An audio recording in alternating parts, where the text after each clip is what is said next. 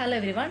Corporate റെഗുലേഷൻസിൻ്റെ last chapter ആയിട്ടുള്ള winding up of a കമ്പനിയിൽ ഡിസൊല്യൂഷൻ എന്നുള്ളൊരു ഏരിയ ആണ് നമുക്കിന്ന് ഡിസ്കസ് ചെയ്യാനുള്ളത്. അപ്പോൾ ഇത് ആ ഒരു ചാപ്റ്ററിൻ്റെ ലാസ്റ്റ് പോർഷനാണ്. ഇന്നത്തെ ഒരു ക്ലാസ്സോട് കൂടി കോർപ്പറേറ്റ് റെഗുലേഷൻസ് കംപ്ലീറ്റ് ആവും. ഓക്കെ, നമ്മൾ കഴിഞ്ഞ ക്ലാസ്സിൽ പറഞ്ഞത് വളണ്ടറി വൈൻഡിങ് അപ്പുമായി ബന്ധപ്പെട്ടിട്ടുള്ള കുറച്ച് കാര്യങ്ങളായിരുന്നു. അതിൽ cost of voluntary winding up എന്നുള്ളൊരു പോർഷനാണ് നമ്മൾ ലാസ്റ്റ് കവർ ചെയ്തത്. ഇനി നമുക്ക് നോക്കാനുള്ളത് കമ്പനി വളണ്ടറി വൈൻഡിങ് അപ്പ് നടത്തുമ്പം സെക്രട്ടറിയുടെ ഡ്യൂട്ടീസാണ്. ഓക്കെ, നമുക്ക് ക്ലാസ്സിലേക്ക് കിടക്കാം അല്ലേ. Secretary's duties in connection with voluntary winding up നോക്കാം. First one, he should arrange for the preparation and audit of the balance sheet and profit and loss account of the company. കമ്പനീൻ്റെ balance ഷീറ്റും profit and loss അക്കൗണ്ടൊക്കെ audit നടത്തേണ്ടതും അല്ലെങ്കിൽ അതൊക്കെ prepare ചെയ്യേണ്ടതൊക്കെ ഈ സെക്രട്ടറിയുടെ ഡ്യൂട്ടിയാണ്. Then second one, he must convene a meeting of board of directors to consider the winding up of the company. Company wind up ചെയ്യുന്ന സമയത്ത് ബോർഡ് ഓഫ് ഡയറക്ടേഴ്സിൻ്റെ മീറ്റിംഗ് വിളിച്ച് ചേർക്കേണ്ട ഡ്യൂട്ടി സെക്രട്ടറിക്കാണ്. Then he must convene a general meeting to pass the resolution for winding up. Company voluntarily winding up നടത്തുമ്പോൾ നമ്മൾ പറഞ്ഞിരുന്നു general മീറ്റിംഗിൽ റെസൊല്യൂഷൻ പാസ് ചെയ്യണം അല്ലേ. സോ റെസൊല്യൂഷൻ പാസ് ചെയ്യുന്നതിന് വേണ്ടിയിട്ട് ജനറൽ മീറ്റിംഗ് കോൾ ചെയ്യേണ്ടത് സെക്രട്ടറിയാണ്. Then he must publish the notice of resolution in the official gazette. Official ഗസറ്റിൽ റെസൊല്യൂഷൻ്റെ നോട്ടീസ് പബ്ലിഷ് ചെയ്യുക എന്നുള്ളത് സെക്രട്ടറിയുടെ ഡ്യൂട്ടിയാണ്. Then he must see that the declaration of solvency, if prepared, verified and delivered to the registrar. Company solvent ആണെങ്കിൽ മാത്രമേ voluntary winding up നടത്താൻ പറ്റുള്ളൂ എന്ന് നമ്മൾ പറഞ്ഞിട്ടുണ്ടായിരുന്നു. സോ സോൾവൻസി ഡിക്ലെയർ ചെയ്യേണ്ടതായിട്ടുണ്ട്. ആ ഡിക്ലറേഷൻ പ്രിപ്പയർ ചെയ്യേണ്ടതും വെരിഫൈ ചെയ്യേണ്ടതും രജിസ്ട്രാർക്ക് എത്തിക്കേണ്ടതും സെക്രട്ടറിയുടെ ചുമതലയാണ്. Then he should see that the liquidator is properly appointed and his remuneration is satisfied. Voluntary winding അപ്പിന് വേണ്ടിയിട്ട് അപ്പോയിൻറ്റ് ചെയ്തിട്ടുള്ള ലിക്വിഡേറ്ററെ എല്ലാ പ്രൊവിഷൻസും കൺസിഡർ ചെയ്തുകൊണ്ടാണ് അപ്പോയിൻറ്റ് ചെയ്തതെന്നും അയാളുടെ റെമ്യൂണറേഷൻ സാറ്റിസ്ഫൈഡ് ആണെന്നും ഉറപ്പുവരുത്തേണ്ടത് സെക്രട്ടറിയാണ്. Then to see that the notice of appointment is given to the registrar. ലിക്വിഡേറ്ററെ അപ്പോയിൻറ്റ് ചെയ്ത നോട്ടീസ് രജിസ്ട്രാർക്ക് കൊടുക്കേണ്ടത്, അതായത് അപ്പോയിൻമെൻറ്റുമായി ബന്ധപ്പെട്ടിട്ടുള്ള വിവരം രജിസ്ട്രാറെ അറിയിക്കേണ്ടത് സെക്രട്ടറിയാണ്. Then he must help for the preparation of statement of affairs. Company winding up നടത്തുന്നതിന് മുന്നേ സ്റ്റേറ്റ്മെൻറ്റ് ഓഫ് അഫയേഴ്സ് തയ്യാറാക്കണമെന്ന് പറഞ്ഞിരുന്നു. അപ്പോൾ അതുമായി ബന്ധപ്പെട്ടിട്ടുള്ള കാര്യങ്ങളെ സഹായിക്കാൻ അല്ലെങ്കിൽ എല്ലാവിധ സപ്പോർട്ടും കൊടുക്കേണ്ടത് സെക്രട്ടറിയുടെ ചുമതലയാണ്. ഓക്കെ, അപ്പോൾ ഇതൊക്കെയാണ് വളണ്ടറി വൈൻഡിങ് അപ്പിൽ സെക്രട്ടറിയുടെ ഡ്യൂട്ടീസ്. ദെൻ അടുത്തത് പ്രിഫറൻഷ്യൽ പേയ്മെൻറ്റ്സ് ആണ്. നമുക്കറിയാം പ്രിഫറൻസ് കൊടുക്കുക എന്ന് പറയുന്നത് കുറച്ചുകൂടി പരിഗണന കൊടുക്കുക എന്നുള്ള അർത്ഥമാണ് അല്ലേ.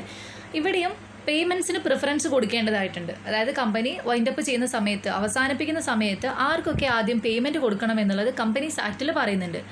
കമ്പനീസ് ആക്റ്റിൽ സെക്ഷൻ 327 ഈ പ്രിഫറൻഷ്യൽ പേയ്മെൻറ്റിനെ പറ്റിയിട്ട് അല്ലെങ്കിൽ ലയബിലിറ്റീസിൻ്റെ സെറ്റിൽമെൻറ്റിനെ പറ്റിയിട്ട് പറയുന്നത്. നോക്കാം. Preferential payments are the first payment made by the company. Company ആദ്യം നടത്തേണ്ട പേയ്മെൻറ്റ്സിനെയാണ് പ്രിഫറൻഷ്യൽ പേയ്മെൻറ്റ് കൊണ്ട് ഉദ്ദേശിക്കുന്നത്. And they have to be paid in priority to all other debts. മറ്റുള്ള ഡെപ്റ്റ്സിനെക്കാളും കൂടുതൽ പ്രയോറിറ്റി, കൂടുതൽ പരിഗണന ഇവർക്ക് കൊടുക്കേണ്ടതായിട്ടുണ്ട്. ആൻഡ് ഈ പേയ്മെൻറ്റ്സിന് അവിടെ ലിസ്റ്റ് ഔട്ട് ചെയ്തിട്ടുണ്ട്. നോക്കാം. First one, all revenues, taxes, cesses and rates payable to government or local authority. അതായത് ഗവൺമെൻറ്റിനോ അല്ലെങ്കിൽ മറ്റേതെങ്കിലും ലോക്കൽ അതോറിറ്റിക്കോ കമ്പനി കൊടുക്കാനുള്ള റവന്യൂ ടാക്സോ അല്ലെങ്കിൽ സെസ്സോ അല്ലെങ്കിൽ മറ്റു റേറ്റ്സോ ഒക്കെ പ്രിഫറൻഷ്യൽ പേയ്മെൻറ്റിൽ ഉൾപ്പെടുന്നതാണ്. സോ വൈൻഡിങ് അപ്പ് നടത്താൻ ഉദ്ദേശിച്ചിട്ട് വിത്തിൻ 12 months ഈ ഒരു പേയ്മെൻറ്റ് കൊടുക്കേണ്ടതുണ്ട്. ദെൻ അടുത്തത്, all wages or salaries or commission to the employees for the service rendered to the company. കമ്പനിക്ക് സർവീസ് റെൻഡർ ചെയ്യുന്നതിന് പകരമായിട്ട് എംപ്ലോയീസിന് റെമ്യൂണറേഷൻ അല്ലെങ്കിൽ സാലറി പ്രൊവൈഡ് ചെയ്യണം അല്ലേ. അപ്പോൾ സാലറി കമ്പനീനെ സംബന്ധിച്ചിടത്തോളം ഒരു ബാധ്യതയാണ്. സോ ഇതിന് പ്രിഫറൻസ് കൊടുക്കേണ്ടതായിട്ടുണ്ട്. കാരണം എംപ്ലോയീസ് സർവീസ് കൊടുത്തിട്ടുണ്ടല്ലേ, അപ്പോൾ അതിന് തിരിച്ച് അവർക്ക് പ്രതിഫലം കൊടുക്കേണ്ടതുണ്ട്. സോ ഇതുപോലെ എംപ്ലോയീസിന് കൊടുക്കാനുള്ള എല്ലാ സാലറീസും അല്ലെങ്കിൽ കമ്മീഷനോ വേജസോ അങ്ങനെ എന്തുണ്ടെങ്കിലും അത് പ്രിഫറൻഷ്യൽ പേയ്മെൻ്റ് ആണ്. Okay. Then all accrued holiday remuneration due to an employee. എംപ്ലോയീസിന് കൊടുക്കാനുള്ള ഹോളിഡേ റെമ്യൂണറേഷൻ, അതായത് വെക്കേഷൻ സാലറി ഒക്കെ പോലുള്ള എന്തെങ്കിലും ഉണ്ടെങ്കിൽ അതൊക്കെ പ്രിഫറൻഷ്യൽ പേയ്മെൻറ്റ്സിൽ പെട്ടിട്ടുള്ളതാണ്. ഒരു എംപ്ലോയിനെ അപ്പോയിൻറ്റ് ചെയ്തിട്ട് അയാളുടെ ഒരു ടെർമിനേഷൻ പീരീഡിനുള്ളിൽ അയാൾ മരിച്ചു പോവുകയൊക്കെ ചെയ്യുകയാണെങ്കിൽ അയാളുടെ ലീഗൽ റെപ്രസെൻറ്റേറ്റീവിനാണ് ഇത്തരത്തിൽ ഹോളിഡേ റെമ്യൂണറേഷനൊക്കെ പ്രൊവൈഡ് ചെയ്യേണ്ടത്. Okay. Then all amounts due in respect of contributions payable during the period of 12 months immediately before the winding up under the employees state insurance act. അതായത് എംപ്ലോയിക്ക് വേണ്ടിയിട്ട് എംപ്ലോയർ സ്റ്റേറ്റ് ഇൻഷുറൻസ് ഫണ്ടിലേക്ക് amount contribute ചെയ്യുന്നുണ്ടെങ്കിൽ അത് നിർബന്ധമായിട്ടും preference കൊടുക്കേണ്ട ഒരു payment ആണ്. സോ ESI ആക്ട് 1948 പ്രകാരം അല്ലെങ്കിൽ മറ്റേതെങ്കിലും ലോ പ്രകാരം എംപ്ലോയിക്ക് വേണ്ടിയിട്ട് എമൗണ്ട് കോൺട്രിബ്യൂട്ട് ചെയ്യുന്നുണ്ടെങ്കിൽ വൈൻഡിങ് അപ്പിന് ഓർഡർ കിട്ടിക്കഴിഞ്ഞ് വിതിൻ 12 months ആ payment നടത്തേണ്ടതാണ്. Then all amount due in respect of any compensation or liability for compensation under the Workman Compensation Act 1923. 1923 വർക്ക്മാൻസ് compensation act പ്രകാരം എംപ്ലോയിക്ക് എന്തെങ്കിലും compensation provide ചെയ്യാനുണ്ടെങ്കിൽ അല്ലെങ്കിൽ കമ്പനി ഏതെങ്കിലും തരത്തിലുള്ള liability pay of ചെയ്യാനുണ്ടെങ്കിൽ അതും preference കൊടുക്കേണ്ട ഒരു payment ആണ്. Then all sums due to an employee from the PF, pension fund, the gratuity fund, any other fund for the welfare of the employee maintained by the company. Company maintain ചെയ്യുന്ന provident fund, pension, അതുപോലെ ഗ്രാറ്റുറ്റി scheme, ഇങ്ങനത്തെ വെൽഫെയറിന് വേണ്ടിയിട്ടുള്ള funds company maintain ചെയ്യുന്നുണ്ടെങ്കിൽ എംപ്ലോയിക്ക് അത് കൊടുക്കേണ്ടതാണ്. അതിനും preference കൊടുക്കേണ്ടതായിട്ടുണ്ട്. Then the expenses of any investigation held in pursuance of section 213 and 216 in so far as they are payable by the company. കമ്പനീൻ്റെ അഫയേഴ്സ് പരിശോധിക്കുന്നതുമായി ബന്ധപ്പെട്ടിട്ടുള്ള കേസ് അല്ലെങ്കിൽ കമ്പനീൻ്റെ ഓണർഷിപ്പ് പരിശോധിക്കുന്നതുമായി ബന്ധപ്പെട്ടിട്ടുള്ള കേസ്, ഇതിനൊക്കെ വന്നിട്ടുള്ള ഇൻവെസ്റ്റിഗേഷൻ എക്സ്പെൻസസിന് കമ്പനി പേയ്മെൻറ്റ് കൊടുക്കേണ്ടതാണ്. അതും പ്രിഫറൻഷ്യൽ പേയ്മെൻറ്റിൻ്റെ കാറ്റഗറിയിൽ പെടുന്നതാണ്. ഓക്കെ, പ്രിഫറൻഷ്യൽ പേയ്മെൻറ്റിൽ പെട്ടിട്ടുള്ളത് ഒന്ന് ഗവൺമെൻറ്റിനോ അല്ലെങ്കിൽ ലോക്കൽ അതോറിറ്റിക്കോ കൊടുക്കേണ്ട ടാക്സ് എമൗണ്ടോ സെസ്സോ അല്ലെങ്കിൽ മറ്റേതെങ്കിലും തരത്തിലുള്ള റേറ്റോ അല്ലെങ്കിൽ റവന്യൂസൊക്കെ, അതുപോലെ തന്നെ എംപ്ലോയിക്ക് കൊടുക്കേണ്ട ഫണ്ടും അല്ലെങ്കിൽ എംപ്ലോയിക്ക് പ്രൊവൈഡ് ചെയ്യേണ്ട ഹോളിഡേ റെമ്യൂണറേഷനോ വേജസോ സാലറീസോ അല്ലെങ്കിൽ ESIയിലേക്കുള്ള കോൺട്രിബ്യൂഷനോ അതും അല്ലെങ്കിൽ PF, ഗ്രാറ്റുറ്റി ഇങ്ങനത്തെ സ്കീമിലുള്ള ഫണ്ടുകളോ അല്ലെങ്കിൽ വർക്ക്മാൻ കോമ്പൻസേഷൻ പ്രകാരം കൊടുക്കേണ്ട കോമ്പൻസേഷൻ അല്ലെങ്കിൽ മറ്റേതെങ്കിലും ലയബിലിറ്റീസോ ഇതൊക്കെ പ്രിഫറൻഷ്യൽ പേയ്മെൻറ്റ്സിൽ പെട്ടിട്ടുള്ളതാണ്. അതുപോലെ തന്നെ കമ്പനിയിൽ ഇൻവെസ്റ്റിഗേഷൻ നടത്തിയതുമായി ബന്ധപ്പെട്ടിട്ടുള്ള എക്സ്പെൻസസ് അതും കമ്പനീൻ്റെ പ്രിഫറൻഷ്യൽ പേയ്മെൻറ്റിൻ്റെ കാറ്റഗറിയിൽ പെടുന്നതാണ്. അപ്പോൾ വൈൻഡിങ് അപ്പിൻ്റെ സമയത്ത് കമ്പനി മുൻതൂക്കം കൊടുക്കേണ്ട കുറച്ച് ലയബിലിറ്റീസ് ആണ് അല്ലെങ്കിൽ സെറ്റിൽ ചെയ്യേണ്ട കുറച്ച് ലയബിലിറ്റീസ് ആണ് ഈ ഒരു പ്രിഫറൻഷ്യൽ പേയ്മെൻറ്റ്സിൻ്റെ കാറ്റഗറിയിൽ പെട്ടിട്ടുള്ളത്. ഓക്കെ, അപ്പോൾ ഏതെങ്കിലും പോയിന്റ്സിൽ സംശയങ്ങളുണ്ടെങ്കിൽ ചോദിക്കുക. സെക്ഷൻ 327 പ്രിഫറൻഷ്യൽ പേയ്മെൻറ്റിനെ ഡിസ്കസ് ചെയ്തിട്ടുള്ളത്. ഇത്രയും കാര്യങ്ങൾ ഓർത്ത് വയ്ക്കുക. അതുപോലെ തന്നെ കമ്പനീൻ്റെ അസറ്റൊക്കെ വിറ്റിട്ടാണ് അല്ലെങ്കിൽ റിയലൈസ് ചെയ്തിട്ടാണ് ഫണ്ട് കണ്ടെത്തുന്നത് അല്ലേ, ഈ തരത്തിലുള്ള എക്സ്പെൻസ് മീറ്റപ്പ് ചെയ്യാൻ വേണ്ടിയിട്ട്. സോ അതുകൊണ്ട് തന്നെ പ്രിഫറൻഷ്യൽ പേയ്മെൻറ്റ് കൊടുത്തു കഴിഞ്ഞതിന് ശേഷമാണ് ബാക്കിയുള്ള മറ്റ് ഡെപ്റ്റുകളെയൊക്കെ കമ്പനി മീറ്റപ്പ് ചെയ്യുക. ഇൻ കേസ് കമ്പനീൻ്റെ ലയബിലിറ്റീസ് ഒക്കെ ഫുള്ളായിട്ട് മീറ്റപ്പ് ചെയ്യാൻ ഈ ഒരു അസറ്റ് ഒന്നും തികയില്ല എന്നുണ്ടെങ്കിൽ സെക്ഷൻ 320 പ്രകാരം വൈൻഡിങ് അപ്പ് സമയത്ത് കമ്പനീൻ്റെ അസറ്റ് ഈക്വൽ ആയിട്ടായിരിക്കും യൂട്ടിലൈസ് ചെയ്യുക. അതായത് എല്ലാ ലയബിലിറ്റീസിനെയും കൺസിഡർ ചെയ്യണമല്ലോ. അതുകൊണ്ട് തന്നെ ആർക്കും ഒരു ദോഷമുണ്ടാക്കാത്ത രീതിയിലായിരിക്കും ഈ ഒരു കമ്പനീൻ്റെ അസറ്റ്സ് ലയബിലിറ്റീസിനെ ഡിസ്പോസ് ചെയ്യാൻ വേണ്ടിയിട്ട് വിനിയോഗിക്കുക. ഓക്കെ, അപ്പോൾ നമ്മളിപ്പോൾ പറഞ്ഞത് പ്രിഫറൻഷ്യൽ പേയ്മെൻറ്റ്സ് ആയിരുന്നു. ആ ഒരു ഏരിയ മനസ്സിലായിട്ടുണ്ടെന്ന് വിചാരിക്കുന്നു. അടുത്തത് ലയബിലിറ്റി ഓഫ് ലിക്വിഡേറ്റേഴ്സ് ആണ്. കമ്പനി ലിക്വിഡേറ്റേഴ്സിനുള്ള ബാധ്യതകൾ അല്ലെങ്കിൽ ലയബിലിറ്റീസ് എന്തൊക്കെയാണെന്ന് നോക്കാം. ഇവിടെ പോയിന്റ് ആക്കിയിട്ടല്ല കൊടുത്തിട്ടുള്ളത്, വലിയ 2-3 പാരഗ്രാഫ് ആക്കിയിട്ടാണ് കൊടുത്തിട്ടുള്ളത്. സോ നിങ്ങൾ വായിച്ചു പോകുന്നതിന് കൂടെ തന്നെ അണ്ടർലൈൻ ചെയ്ത് പോവുക അല്ലെങ്കിൽ പോയിന്റ്സ് നോട്ട് ചെയ്ത് വെക്കുക. ഓക്കെ, നോക്കാം. If the winding up by the tribunal the liquidator is answerable to the tribunal. അതായത് ട്രൈബ്യൂണൽ ആണ് ലിക്വിഡേറ്റർ അപ്പോയിന്റ് ചെയ്യുന്നതെങ്കിൽ ആ ലിക്വിഡേറ്റർ അക്കൗണ്ടബിൾ ആയിട്ടുള്ളത് ട്രൈബ്യൂണലിനോടാണല്ലേ. പക്ഷേ വളണ്ടറി വൈൻഡിങ് അപ്പിൽ നമ്മൾ പറഞ്ഞു ഒന്നുകിൽ കമ്പനി അല്ലെങ്കിൽ കമ്പനിയിലെ ക്രെഡിറ്റേഴ്സൊക്കെ ചേർന്നിട്ടായിരിക്കും ലിക്വിഡേറ്റേഴ്സിനെ അപ്പോയിന്റ് ചെയ്യുക. അതുകൊണ്ട് തന്നെ ഇവർ ഒബ്ലിഗേഷൻ കാണിക്കേണ്ടത് കമ്പനിയോടായിരിക്കും അല്ലെങ്കിൽ ക്രെഡിറ്റേഴ്സിനോടൊക്കെ ആയിരിക്കും. സോ എങ്ങനെ ആയാലും ലിക്വിഡേറ്റർക്ക് കമ്പൽസറി വൈൻഡിങ് അപ്പിലും അതുപോലെ തന്നെ വളണ്ടറി വൈൻഡിങ് അപ്പിലൊക്കെ ഒരേ റോൾ തന്നെയാണുള്ളത്. അപ്പോൾ അവർക്കുള്ള ഫംഗ്ഷൻസും കാര്യങ്ങളൊക്കെ സെയിം ആണ്. അതവർ വിശ്വാസയോഗ്യമായിട്ടുള്ള രീതിയിൽ എന്ത് ചെയ്യണം, ചെയ്ത് തീർക്കേണ്ടതായിട്ടുണ്ട്. ഇൻ കേസ് അവരെന്തെങ്കിലും പ്രൊവിഷനിൽ വീഴ്ച വരുത്തുകയാണ് അല്ലെങ്കിൽ ഏതെങ്കിലും തരത്തിലുള്ള ഡിഫോൾട്ട് കമ്മിറ്റ് ചെയ്യുകയാണെന്നുണ്ടെങ്കിൽ അത് പണിഷബിൾ ആയിട്ടുള്ള ഒഫൻസ് തന്നെയാണ്. ഓക്കെ, അപ്പോൾ റൂൾസ് ആൻഡ് റെഗുലേഷൻസ് ഒന്നും വയലേറ്റ് ചെയ്യാൻ പാടില്ല. അവരുടെ ഒബ്ലിഗേഷൻസ് ഒക്കെ അവർക്കുള്ളത് തന്നെയാണ്. സോ എന്തെങ്കിലും തരത്തിലുള്ള ഡാമേജ് ഇതിനെക്കൊണ്ട് കമ്പനിക്ക് ഉണ്ടാവുകയാണെങ്കിൽ അതിനവർ ലയബിൾ ആയിരിക്കും.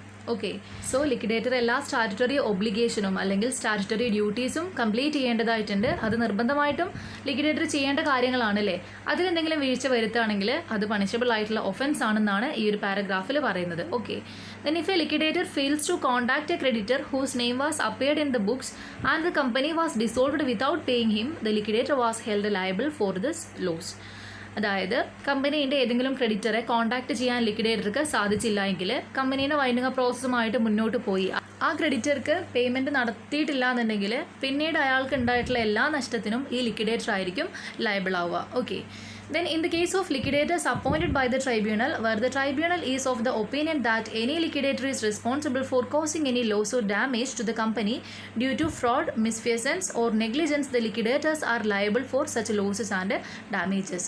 ട്രൈബ്യൂണൽ ഇടപെട്ട് അപ്പോയിൻറ്റ് ചെയ്തിട്ടുള്ള ലിക്വിഡേറ്ററെ സംബന്ധിച്ചിടത്തോളം ട്രൈബ്യൂണലിന് തോന്നുകയാണ് ഏതെങ്കിലും തരത്തിലുള്ള ഫ്രോഡലൻ്റ് ആയിട്ടുള്ള അല്ലെങ്കിൽ ഇല്ലീഗൽ ആയിട്ടുള്ള കാര്യങ്ങൾ ഈ ഒരു ലിക്വിഡേറ്റർ ചെയ്തിട്ടുണ്ടെങ്കിൽ അത് കമ്പനീനെ ബാധിച്ചിട്ടുണ്ടെങ്കിൽ ആ ഒരു ലോസ് അല്ലെങ്കിൽ ഡാമേജിനെ ക്ലെയിം ചെയ്യാനായിട്ട് സാധിക്കും. Then company liquidators are required to deposit the monies received by him in dissolution process in a scheduled bank. ഇത് നമ്മൾ കഴിഞ്ഞ ക്ലാസ്സിൽ ലിക്വിഡേറ്ററിൻ്റെ ഡ്യൂട്ടീസൊക്കെ പറഞ്ഞിട്ടുണ്ടായിരുന്നു, ഫംഗ്ഷൻസും ഡ്യൂട്ടീസൊക്കെ അല്ലേ. അതിൽ പറഞ്ഞിട്ടുള്ള പോയിൻറ്റ്സും അതുപോലെ തന്നെ ലയബിലിറ്റിയും കണക്ട് ചെയ്തിട്ടാണ് ഇവിടെ സംസാരിക്കുന്നത്. ഓക്കെ, അപ്പോൾ കമ്പനി ലിക്വിഡേറ്റർ കളക്ട് ചെയ്യുന്ന അല്ലെങ്കിൽ അസറ്റൊക്കെ റിയലൈസ് ചെയ്ത് കിട്ടുന്ന അല്ലെങ്കിൽ കോൺട്രിബ്യൂട്ടറീസ് കൊടുക്കേണ്ട ക്യാഷൊക്കെ സൂക്ഷിക്കേണ്ടത് ഒരു സെപ്പറേറ്റ് അക്കൗണ്ടിലാണെന്ന് നമ്മൾ പറഞ്ഞിരുന്നു. ഷെഡ്യൂൾഡ് ബാങ്കിൽ ഓപ്പൺ ചെയ്യുന്ന ഒരു സെപ്പറേറ്റ് അക്കൗണ്ടിലാണ് ഡിസൊല്യൂഷനുമായി ബന്ധപ്പെട്ടിട്ടുള്ള ക്യാഷ് സൂക്ഷിക്കേണ്ടത് അല്ലേ. അല്ലാതെ ഒരിക്കലും ലിക്വിഡേറ്റർ ആ എമൗണ്ട് കയ്യിൽ വെക്കാനായിട്ട് പാടില്ല. അപ്പോൾ 5,000 റുപ്പീസിലധികം അയാൾ കയ്യിൽ റീറ്റൈൻ ചെയ്യുകയാണെന്നുണ്ടെങ്കിൽ അത് പണിഷബിൾ ആയിട്ടുള്ള ഒരു കാര്യമാണ്. ഓക്കെ, അപ്പോൾ അങ്ങനെ ഉണ്ടെങ്കിൽ ആ ഒരു എമൗണ്ടിന് ലിക്വിഡേറ്റർ ഇൻട്രസ്റ്റ് പേ ചെയ്യേണ്ടതായിട്ട് വരും. 12% ആണ് ഇൻട്രസ്റ്റ് റേറ്റ് ഇവിടെ പറയുന്നത്. Then he also liable to pay expenses occasioned by the reason of his default or the tribunal may disallow a part of his remuneration. ഇനി കമ്പനിയുമായി ബന്ധപ്പെട്ടിട്ടുള്ള ഏതെങ്കിലും എക്സ്പെൻസസിന് അയാൾ ലയബിൾ ആണെന്നുണ്ടെങ്കിൽ അയാൾ എടുക്കുന്നത് ക്ലെയിം ചെയ്യാനായിട്ട് സാധിക്കും. അല്ലെങ്കിൽ അയാളുടെ റെമ്യൂണറേഷന് വെട്ടിച്ചുരുക്കിയിട്ട് ആ എക്സ്പെൻസ് കളക്ട് ചെയ്യാനായിട്ടും സാധിക്കും. അതുപോലെ തന്നെ കമ്പനി സോൾവെൻ്റ് ആണ് എന്ന് കാണിച്ചിട്ടുള്ള ഒരു സോൾവെൻസി ഡിക്ലറേഷനൊക്കെ വെരിഫൈ ചെയ്യേണ്ടതും അത് രജിസ്ട്രാർ അടുത്തേക്ക് എത്തിക്കേണ്ടതൊക്കെ ലിക്വിഡേറ്ററുടെ ഒരു ഡ്യൂട്ടി ആണല്ലേ. സോ ലിക്വിഡേറ്റർ അത് പരിശോധിച്ചിട്ടുണ്ടായിരിക്കണം. സോ ആഫ്റ്റർ 2 years കമ്പനിയുടെ ഡിസൊല്യൂഷൻ വോയിഡ് ആണെന്ന് ഈ ഒരു ട്രൈബ്യൂണലിന് തോന്നുകയാണെന്നുണ്ടെങ്കിൽ അതിനും ഈ ഒരു കമ്പനി ലിക്വിഡേറ്റർ ലയബിൾ ആയിരിക്കും. കാരണം കമ്പനി ലിക്വിഡേറ്ററിൻ്റെ ഡിക്ലറേഷൻ പ്രകാരമാണ് കമ്പനീൻ്റെ ഡിസൊല്യൂഷനുള്ള ഓർഡർ ട്രൈബ്യൂണൽ ഇഷ്യൂ ചെയ്തിട്ടുണ്ടാവുക അല്ലേ. പക്ഷേ ഈ ഒരു ഓർഡർ പാസ് ചെയ്തു ആഫ്റ്റർ 2 years ഈ ഒരു ഡിസൊല്യൂഷൻ വോയിഡ് ആയിരുന്നു, ഇല്ലീഗൽ ആയിരുന്നു എന്ന് ട്രൈബ്യൂണൽ തിരിച്ചറിയുകയാണെങ്കിൽ അതിനും ലിക്വിഡേറ്റർ ലയബിൾ ആണ്. അതുപോലെ തന്നെ കമ്പനീൻ്റെ ഡിസൊല്യൂഷൻ ഓർഡർ രജിസ്ട്രാർ എടുത്ത് ഫയൽ ചെയ്യേണ്ടതായിട്ടുണ്ടല്ലേ. അപ്പോൾ അതിലേക്ക് എന്തെങ്കിലും ഡിഫോൾട്ട് വരുത്തുകയാണെന്നുണ്ടെങ്കിൽ കമ്പനി ലിക്വിഡേറ്റർക്ക് ഫൈൻ അടയ്ക്കേണ്ടതായിട്ട് വരും. സോ 10,000 റുപ്പീസ് പെർ ഡേ ആണ്. അതായത് ഡിഫോൾട്ട് കണ്ടിന്യൂ ചെയ്യുന്നിടത്തോളം കാലം ഓരോ ദിവസവും 10,000 രൂപ വെച്ചിട്ടാണ് പിഴ അടയ്ക്കേണ്ടി വരിക. Then where a company is wound up, the liquidators are required to deposit in a separate bank account. നമ്മൾ പറഞ്ഞ കാര്യം തന്നെയാണ്. ഡിസൊല്യൂഷനുമായി ബന്ധപ്പെട്ടിട്ടുള്ള എല്ലാ എമൗണ്ടും ലിക്വിഡേറ്റർ സൂക്ഷിക്കേണ്ടത് ഒരു സെപ്പറേറ്റ് ബാങ്ക് അക്കൗണ്ടിലാണ്. ആ ബാങ്ക് അക്കൗണ്ടിൻ്റെ പേര് companies liquidation dividend and undistributed asset account എന്നാണ്. സോ ഇത് ഷെഡ്യൂൾഡ് ബാങ്കിലാണ് മെയിൻറ്റെയിൻ ചെയ്യേണ്ടത്. Okay, then the unclaimed items which are the dividend to the creditors and assets refundable to any contributory which had remained unpaid for 6 months after the date on which they become refundable. കമ്പനിയിൽ ഏതെങ്കിലും ക്രെഡിറ്റർക്ക് അല്ലെങ്കിൽ ഡിവിഡൻറ്റിൻ്റെ ഫോമിൽ കൊടുക്കാനുള്ള ക്യാഷോ അതോ അല്ലെങ്കിൽ refund ചെയ്യാനുള്ള ഒരു അസറ്റോ ഒക്കെ ലിക്വിഡേറ്റർ ഹോൾഡ് ചെയ്യുന്നുണ്ടെങ്കിൽ അത് കമ്പനിക്ക് തന്നെ റീഫണ്ട് ചെയ്യേണ്ടതായിട്ടുണ്ട്. അപ്പോൾ 6 മാസം കാലാവധിയാണ് അവിടെ പറയുന്നത്. അപ്പോൾ 6 മാസം കഴിഞ്ഞിട്ടും ഈ പേയ്മെൻറ്റ് നടത്തിയിട്ടില്ല എന്നുണ്ടെങ്കിൽ അത് റീഫണ്ട് ചെയ്യേണ്ടതായിട്ടുണ്ട്. Then any liquidator retain the money in his hand is liable to pay interest. നമ്മൾ നേരത്തെ പറഞ്ഞ കാര്യം തന്നെയാണ്. ഏതെങ്കിലും ലിക്വിഡേറ്റർ 5,000-ലധികം രൂപ കയ്യിൽ വെക്കുന്നുണ്ടെങ്കിൽ അതിന് 12% വെച്ച് ഇൻട്രസ്റ്റ് പേ ചെയ്യേണ്ടതായിട്ട് വരും. അതോടൊപ്പം തന്നെ if the winding up is done by the tribunal may disallow the remuneration of the liquidator and he may removed from his office by the tribunal. അതായത് അപ്പോയിൻറ്റ് ചെയ്ത ലിക്വിഡേറ്റർ ഏതെങ്കിലും തരത്തിലുള്ള ഡിഫോൾട്ട് വരുത്തിയിട്ടുണ്ടെങ്കിൽ ട്രൈബ്യൂണൽക്ക് അയാൾ ആ ഒരു സ്ഥാനത്ത് നിന്ന് റിമൂവ് ചെയ്യാനുള്ള അധികാരമുണ്ട്. അതോടൊപ്പം തന്നെ അയാളുടെ റെമ്യൂണറേഷനെ ഡിസലോ ചെയ്യാനുള്ള അധികാരമുണ്ട്. സോ നമ്മളിപ്പോൾ ഡിസ്കസ് ചെയ്തത് ലിക്വിഡേറ്റേഴ്സിൻ്റെ ലയബിലിറ്റിയാണ്. നമ്മൾ പറഞ്ഞിരുന്നു both compulsory and voluntary winding അപ്പിൽ ഒരേ ഡ്യൂട്ടീസാണ് അല്ലെങ്കിൽ ഒരേ ഫങ്ഷൻസാണ് ലിക്വിഡേറ്റർക്കുള്ളത്. അതുകൊണ്ട് തന്നെ അതിൽ പറഞ്ഞിട്ടുള്ള എല്ലാ ഡ്യൂട്ടീസും അയാളുടെ ബാധ്യതയാണല്ലേ, അത് അനുസരിച്ച് അയാൾ പ്രവർത്തിക്കേണ്ടതുണ്ട്. ഇൻ കേസ് ട്രൈബ്യൂണലാണ് അയാൾ അപ്പോയിൻറ്റ് ചെയ്തതെങ്കിൽ ട്രൈബ്യൂണലിനോടായിരിക്കും അയാൾ അക്കൗണ്ടബിൾ ആവുക. കമ്പനിയാണ് അല്ലെങ്കിൽ ക്രെഡിറ്റേഴ്സാണ് അപ്പോയിൻറ്റ് ചെയ്തതെങ്കിൽ ക്രെഡിറ്റേഴ്സിനോട് അല്ലെങ്കിൽ കമ്പനിയോടായിരിക്കും അയാൾ അക്കൗണ്ടബിൾ ആവുക. എങ്ങനെയായാലും അയാൾക്കുള്ള ഡ്യൂട്ടീസൊക്കെ അവിടെ ഉണ്ടായിരിക്കും. നിർബന്ധമായിട്ടും അയാൾ അതിലൊരു ഡിഫോൾട്ടും വരുത്താതെ പ്രൊസീഡ് ചെയ്യേണ്ടതായിട്ടുണ്ട്. ഇനി അയാൾ എന്തെങ്കിലും ഫ്രോഡുലൻ്റ് ആയിട്ടുള്ള ആക്ടിവിറ്റി ചെയ്തു അല്ലെങ്കിൽ എന്തെങ്കിലും ഇല്ലീഗൽ ആയിട്ടുള്ള ആക്ടിവിറ്റിയിൽ ഏർപ്പെട്ടു എന്നുണ്ടെങ്കിൽ അല്ലെങ്കിൽ കമ്പനിക്ക് അതിൽ നിന്ന് എന്തെങ്കിലും ഡാമേജ് സംഭവിച്ചിട്ടുണ്ടെങ്കിൽ ആ ഒരു ലോസിനെ ക്ലെയിം ചെയ്യാനായിട്ട് കമ്പനിക്ക് സാധിക്കും. ഓക്കെ, അപ്പോൾ സ്റ്റാറ്റുറ്ററി ഡ്യൂട്ടീസൊക്കെ അയാൾ ഫുൾഫിൽ ചെയ്യേണ്ടതായിട്ടുണ്ട്. അപ്പോൾ അതൊക്കെ അയാളുടെ ഡ്യൂട്ടീസാണ്. അപ്പോൾ അതിലെന്തെങ്കിലും വീഴ്ച വരുത്തുകയാണെന്നുണ്ടെങ്കിൽ ലിക്വിഡേറ്റർക്ക് ലയബിലിറ്റി ഉണ്ടായിരിക്കും. അതോടൊപ്പം തന്നെ കമ്പനീൻ്റെ ഏതെങ്കിലും ക്രെഡിറ്ററെ കോൺടാക്റ്റ് ചെയ്യാൻ അയാൾ വിട്ടു പോകുകയാണെന്നുണ്ടെങ്കിൽ അതിൻ്റെ ബാധ്യതയും ലിക്വിഡേറ്റർ ഏറ്റെടുക്കേണ്ടതായിട്ടുണ്ട്. ദെൻ ഡിസൊല്യൂഷനുമായി ബന്ധപ്പെട്ടുള്ള ക്യാഷിനെ കൈവശം വയ്ക്കാൻ പാടില്ല. അതിനെ സെപ്പറേറ്റ് ഷെഡ്യൂൾ ബാങ്കിൽ ഓപ്പൺ ചെയ്തിട്ടുള്ള ഒരു അക്കൗണ്ടിൽ വേണം മെയിൻറ്റെയിൻ ചെയ്യാനെന്ന് നമ്മൾ പറഞ്ഞിരുന്നു. ഇൻ കേസ് അയാൾ ക്യാഷ് കയ്യിൽ വെക്കുകയാണെന്നുണ്ടെങ്കിൽ 12% വെച്ചിട്ട് ഇൻട്രസ്റ്റ് കൊടുക്കേണ്ടതായിട്ട് വരും. അതോടൊപ്പം തന്നെ കമ്പനീൻ്റെ ഡിസൊല്യൂഷൻ വ്യക്തമായ രീതിയിൽ അയാൾ ഡിക്ലെയർ ചെയ്തിട്ടുണ്ടായിരിക്കും. ആ ഡിക്ലറേഷൻ തെറ്റാന്ന് പിന്നീട് പ്രൂവ് ചെയ്യുകയാണെങ്കിൽ, അതായത് ആഫ്റ്റർ 2 years പിന്നീട് ട്രൈബ്യൂണലിന് ബോധ്യപ്പെടുകയാണ് കമ്പനീൻ്റെ ഡിസൊല്യൂഷൻ ശരിയല്ലായിരുന്നു, വോയിഡ് ആയിരുന്നു എന്ന് തോന്നുകയാണെങ്കിൽ അതിനും ഈ ഒരു ലിക്വിഡേറ്റർ ലയബിൾ ആയിരിക്കും. അതുപോലെ തന്നെ നമ്മൾ പറഞ്ഞിരുന്നു ഈ ഡിസൊല്യൂഷൻ്റെ ഓർഡറും വൈൻഡിങ് അപ്പ് ഓർഡറൊക്കെ രജിസ്ട്രാർ എടുത്ത് ഫയൽ ചെയ്യേണ്ടത് ലിക്വിഡേറ്ററിൻ്റെ ഡ്യൂട്ടിയാണ്. സോ നിങ്ങൾ ലിക്വിഡേറ്റേഴ്സിൻ്റെ ഡ്യൂട്ടീസ് അല്ലെങ്കിൽ ഫംഗ്ഷൻസ് പഠിക്കുകയാണെന്നുണ്ടെങ്കിൽ അതുമായിട്ട് കണക്ട് ചെയ്തിട്ട് നിങ്ങൾക്ക് ലയബിലിറ്റീസ് എഴുതാൻ സാധിക്കും. ഓക്കെ, അപ്പോൾ ലയബിലിറ്റീസ് ഓഫ് ലിക്വിഡേറ്റേഴ്സിൽ ഇത്രയും കാര്യങ്ങളൊക്കെയാണ് പറഞ്ഞിട്ടുള്ളത്. നമുക്ക് അടുത്ത ടൈറ്റിലേക്ക് പോവാം. Consequences of winding up. Winding up procedures കമ്പനീനെ അല്ലെങ്കിൽ കമ്പനീൻ്റെ സ്റ്റേക്ക് ഹോൾഡേഴ്സിനെ പലതരത്തിലായിരിക്കും ബാധിക്കുക. കമ്പനിയുമായി ബന്ധപ്പെട്ടിട്ടുള്ള ഇൻട്രസ്റ്റ് പാർട്ടീസിനെ പലതരത്തിലായിരിക്കും അത് എഫക്റ്റ് ചെയ്യുക. അതാണ് നമ്മൾ ഈ ടൈറ്റിലൂടെ ഡിസ്കസ് ചെയ്യുന്നത്. അപ്പോൾ ഷെയർ ഹോൾഡേഴ്സിനെ എങ്ങനെയാണ് ബാധിക്കുക, ക്രെഡിറ്റേഴ്സിനെ എങ്ങനെയാണ് ബാധിക്കുക, അതുപോലെ കമ്പനിയിൽ ജോലി ചെയ്യുന്ന സെർവൻസ് അല്ലെങ്കിൽ എംപ്ലോയീസ് അല്ലെങ്കിൽ ഓഫീസേഴ്സ് ഇവരെ എങ്ങനെയാണ് ബാധിക്കുക, അതുപോലെ കമ്പനീൻ്റെ പ്രൊസീഡിങ്സിനെ എങ്ങനെയാണ് ബാധിക്കുക, ദെൻ കമ്പനീൻ്റെ കോസ്റ്റിനെ എങ്ങനെയാണ് ബാധിക്കുക, അതുപോലെ തന്നെ ഡോക്യുമെൻറ്റ്സിനെ എങ്ങനെയാണ് ബാധിക്കുക എന്നാണ് നമ്മളിവിടെ ഡിസ്കസ് ചെയ്യുന്നത്. First one, consequences as to share holders. കമ്പനീൻ്റെ വൈൻഡിങ് അപ്പ് ഷെയർ ഹോൾഡേഴ്സിനെ എങ്ങനെയാണ് എഫക്റ്റ് ചെയ്യുന്നത്? നമുക്കറിയാം ഷെയർ ഹോൾഡേഴ്സ് കമ്പനിക്ക് എമൗണ്ട് കോൺട്രിബ്യൂട്ട് ചെയ്യേണ്ടതായിട്ടുണ്ടല്ലേ. അവരുടെ വാല്യൂ ഓഫ് ഷെയർ എത്രയാണോ അത്രത്തോളം എമൗണ്ട് അവർ കമ്പനിക്ക് കൊടുക്കേണ്ടതായിട്ടുണ്ട്. അപ്പോൾ ഷെയർ ഹോൾഡേഴ്സിനെ അല്ലെങ്കിൽ മെമ്പേഴ്സിനെയാണ് കോൺട്രിബ്യൂട്ടറീസ് എന്ന് പറയുന്നത് നമ്മൾ പഠിച്ചിരുന്നു അല്ലേ.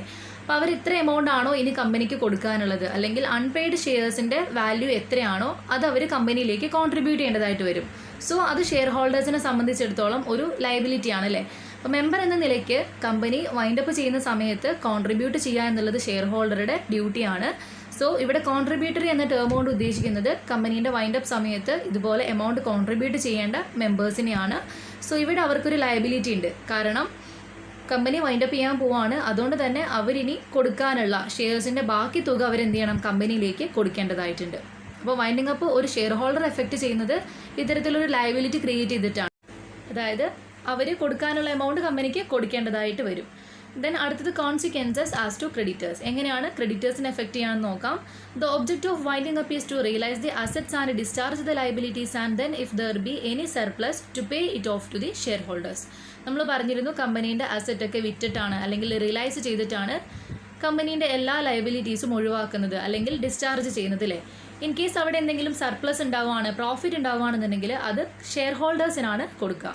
അപ്പോൾ കമ്പനി ലിക്വിഡേറ്ററുടെ ഡ്യൂട്ടിയാണ് എല്ലാ ലയബിലിറ്റീസും കമ്പനിക്ക് വേണ്ടിയിട്ട് പേ ഓഫ് ചെയ്യുക എന്നുള്ളത്. സോ കമ്പനീൻ്റെ എല്ലാ ലയബിലിറ്റീസിനെയും ലിക്വിഡേറ്റേഴ്സ് ഡിസ്ചാർജ് ചെയ്യേണ്ടതായിട്ടുണ്ട്. ഇൻ കേസ് കമ്പനി ഇൻസോൾവെൻ്റ് ആണെന്നുണ്ടെങ്കിൽ കമ്പനീസ് ആക്ടിൽ പറഞ്ഞിട്ടുള്ള റൂൾസും പ്രൊവിഷൻസ് ഒക്കെ അപ്ലൈ ചെയ്യാം. പിന്നെ നമ്മൾ പറഞ്ഞിരുന്നു അല്ലേ പ്രിഫറൻഷ്യൽ പേയ്മെൻറ്റ്സിൻ്റെ കാര്യം. അപ്പോൾ ആ ഒരു പ്രയോറിറ്റി അനുസരിച്ചിട്ടായിരിക്കണം ലയബിലിറ്റീസൊക്കെ ഡിസ്ചാർജ് ചെയ്യേണ്ടത്.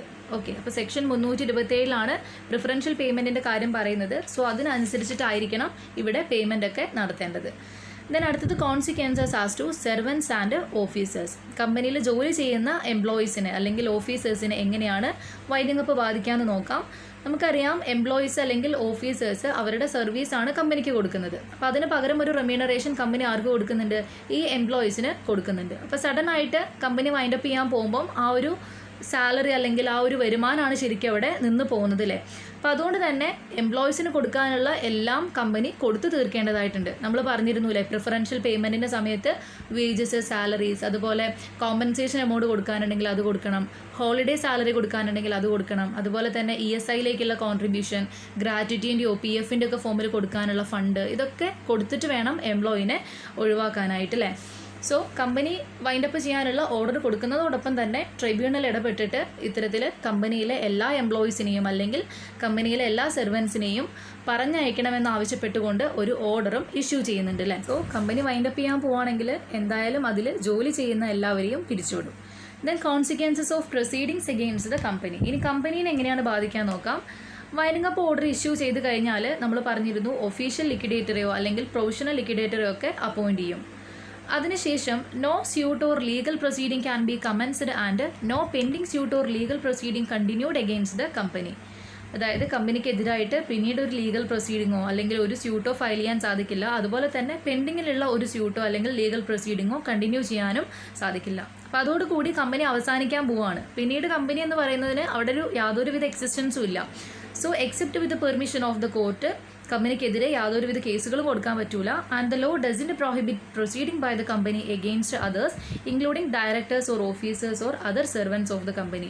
അതുപോലെ തന്നെ കമ്പനി അതിൽ ജോലി ചെയ്യുന്ന ഡയറക്ടേഴ്സിനും ഓഫീസേഴ്സിനും സെർവൻസിനൊന്നും എതിരായിട്ട് യാതൊരുവിധ പ്രൊസീഡിങ്ങും മുന്നോട്ട് കൊണ്ടുപോകാനായിട്ടും സാധിക്കില്ല. Then consequences as to cost. Where the assets of the company are insufficient to satisfy the liabilities, the court may make an order for payment of the cost out of the asset, including the cost of winding up as first priority. ഇവിടെ നമ്മൾ പറയുന്നത് winding അപ്പുമായി ബന്ധപ്പെട്ടിട്ട് ഒരുപാട് ചിലവുകൾ വന്നിട്ടുണ്ടായിരിക്കും, ഒരുപാട് എക്സ്പെൻസുകൾ വന്നിട്ടുണ്ടായിരിക്കും. അപ്പോൾ അതൊരു preferential payment ആയിട്ടാണ് കണക്കാക്കുന്നത്. സോ കമ്പനീൻ്റെ അസറ്റ്സ് ഒക്കെ വിറ്റിട്ടാണെങ്കിലും ഈ ഒരു കോസ്റ്റ് ഒക്കെ മീറ്റപ്പ് ചെയ്യാനായിട്ട് കോർട്ടിന് ഓർഡർ ചെയ്യാൻ സാധിക്കും. Then consequences as to documents. കമ്പനിയിലെ ഡോക്യുമെൻറ്റ്സിന് എന്താ സംഭവിക്കാൻ നോക്കാം. The facts of winding up must be made known to all those having any dealing with the company. Winding up order കിട്ടിക്കഴിഞ്ഞാൽ പിന്നീട് കമ്പനി വൈൻഡപ്പ് ചെയ്യാൻ പോവുകയാണെന്നുള്ള വിവരം കമ്പനിയുമായിട്ട് പിന്നീട് ഡീലിങ്ങിൽ ഏർപ്പെടുന്ന എല്ലാവരെയും അറിയിക്കേണ്ടതായിട്ടുണ്ടല്ലേ. അപ്പോൾ അതിന് വേണ്ടിയിട്ട് കമ്പനി പിന്നീട് അയക്കുന്ന ലെറ്റേഴ്സ് അല്ലെങ്കിൽ ഇഷ്യൂ ചെയ്യുന്ന നോട്ടീസിലോ ബിൽസിലോ ഇൻവോയ്സിലോ ഓർഡേഴ്സിലൊക്കെ കമ്പനി ലിക്വിഡേഷനിലാണ് അല്ലെങ്കിൽ അവസാനിക്കാൻ പോവുകയാണെന്ന് കാണിച്ചുകൊണ്ടുള്ള ഒരു സ്റ്റേറ്റ്മെൻറ്റ് ഇൻക്ലൂഡ് ചെയ്തിട്ടുണ്ടായിരിക്കണം. ഓക്കെ, അപ്പോൾ എല്ലാ ഡോക്യുമെൻറ്റ്സിലും ഈ ഒരു സ്റ്റേറ്റ്മെൻറ്റ് അറ്റാച്ച് ചെയ്തിട്ടുണ്ടായിരിക്കണം. ആ സ്റ്റേറ്റ്മെൻറ്റ് കാണുമ്പോൾ തന്നെ കമ്പനി ലിക്വിഡേഷൻ പ്രോസസ്സിലാണെന്നുള്ളത് ആ ഒരു വ്യക്തിക്ക് മനസ്സിലാവണം. ഓക്കെ, അപ്പം വൈൻഡിങ് അപ്പ് പല രീതിയിലാണ് പലരെയും എഫക്റ്റ് ചെയ്യാമെന്ന് പറഞ്ഞു. ഷെയർ ഹോൾഡേഴ്സിൻ്റെ ലയബിലിറ്റി അവർ എമൗണ്ട് കോൺട്രിബ്യൂട്ട് ചെയ്യുക എന്നുള്ളതാണ്. ക്രെഡിറ്റേഴ്സിൻ്റെ കേസ് പറഞ്ഞു, പ്രിഫറൻഷ്യൽ പേയ്മെൻറ്റിൻ്റെ കാര്യം പറഞ്ഞു. അതുപോലെ തന്നെ കമ്പനിയിലെ സെർവൻസിനെയും ഓഫീസേഴ്സിനൊക്കെ പിരിച്ചുവിടും. അതുപോലെ തന്നെ കമ്പനിക്കെതിരായിട്ട് യാതൊരുവിധ പ്രൊസീഡിങ്ങും പിന്നീട് മുന്നോട്ട് കൊണ്ടുപോകാൻ പറ്റൂല. അതുപോലെ തന്നെ കോസ്റ്റുകളെ അസറ്റ് വിറ്റ് കഴിഞ്ഞ് മീറ്റപ്പ് ചെയ്യേണ്ടതായിട്ടുണ്ട്. അതോടൊപ്പം തന്നെ കമ്പനിയുടെ എല്ലാ ഡോക്യുമെൻസിലും കമ്പനി ലിക്വിഡേഷൻ പ്രോസസ്സിലാണ് അല്ലെങ്കിൽ കമ്പനി വൈൻഡപ്പ് ചെയ്യാൻ പോവാണ് എന്ന് കാണിച്ചുകൊണ്ടുള്ള ഒരു സ്റ്റേറ്റ്മെൻറ്റും ഇൻക്ലൂഡ് ചെയ്യേണ്ടതായിട്ടുണ്ട്. ഓക്കെ, അപ്പോൾ ഇതൊക്കെയാണ് കോൺസിക്വൻസസ്. ഇനി അടുത്ത title dissolution of a company. നമുക്കറിയാം ഡിസൊല്യൂഷൻ എന്ന് പറയുന്നത് ഒരു കമ്പനീൻ്റെ എൻഡ് സ്റ്റേജ് ആണല്ലേ. അപ്പോൾ വൈൻഡിങ് അപ്പ് നടത്തി കഴിഞ്ഞാലാണ് കമ്പനീനെ ഡിസോൾവ് ചെയ്യുക അല്ലെങ്കിൽ കമ്പനീനെ പിരിച്ചുവിടുക. അപ്പോൾ അതോടുകൂടി കമ്പനിക്ക് ഒരു എൻഡ് വരികയാണ് അല്ലെങ്കിൽ കമ്പനീൻ്റെ ഒരു ഡെത്ത് എന്നൊക്കെ നമുക്ക് ഡിസൊല്യൂഷനെ പറയാം. നമ്മൾ മുന്നത്തെ ഒരു ക്ലാസ്സിൽ പറഞ്ഞതുപോലെ ഒരു മനുഷ്യൻ മരിക്കുന്നത് പോലെ തന്നെ ഒരു കമ്പനി മരിക്കുന്നതിനാണ് ഡിസൊല്യൂഷൻ എന്ന് പറയുന്നത് അല്ലേ. ഇനി ഡിസൊല്യൂഷനിൽ എന്താണ് സംഭവിക്കുക എന്ന് നോക്കാം. The existence of a company ends, അതായത് കമ്പനി എന്ത് ചെയ്യും, അവസാനിക്കും. അതോടൊപ്പം തന്നെ existence of the liquidator of the company also end.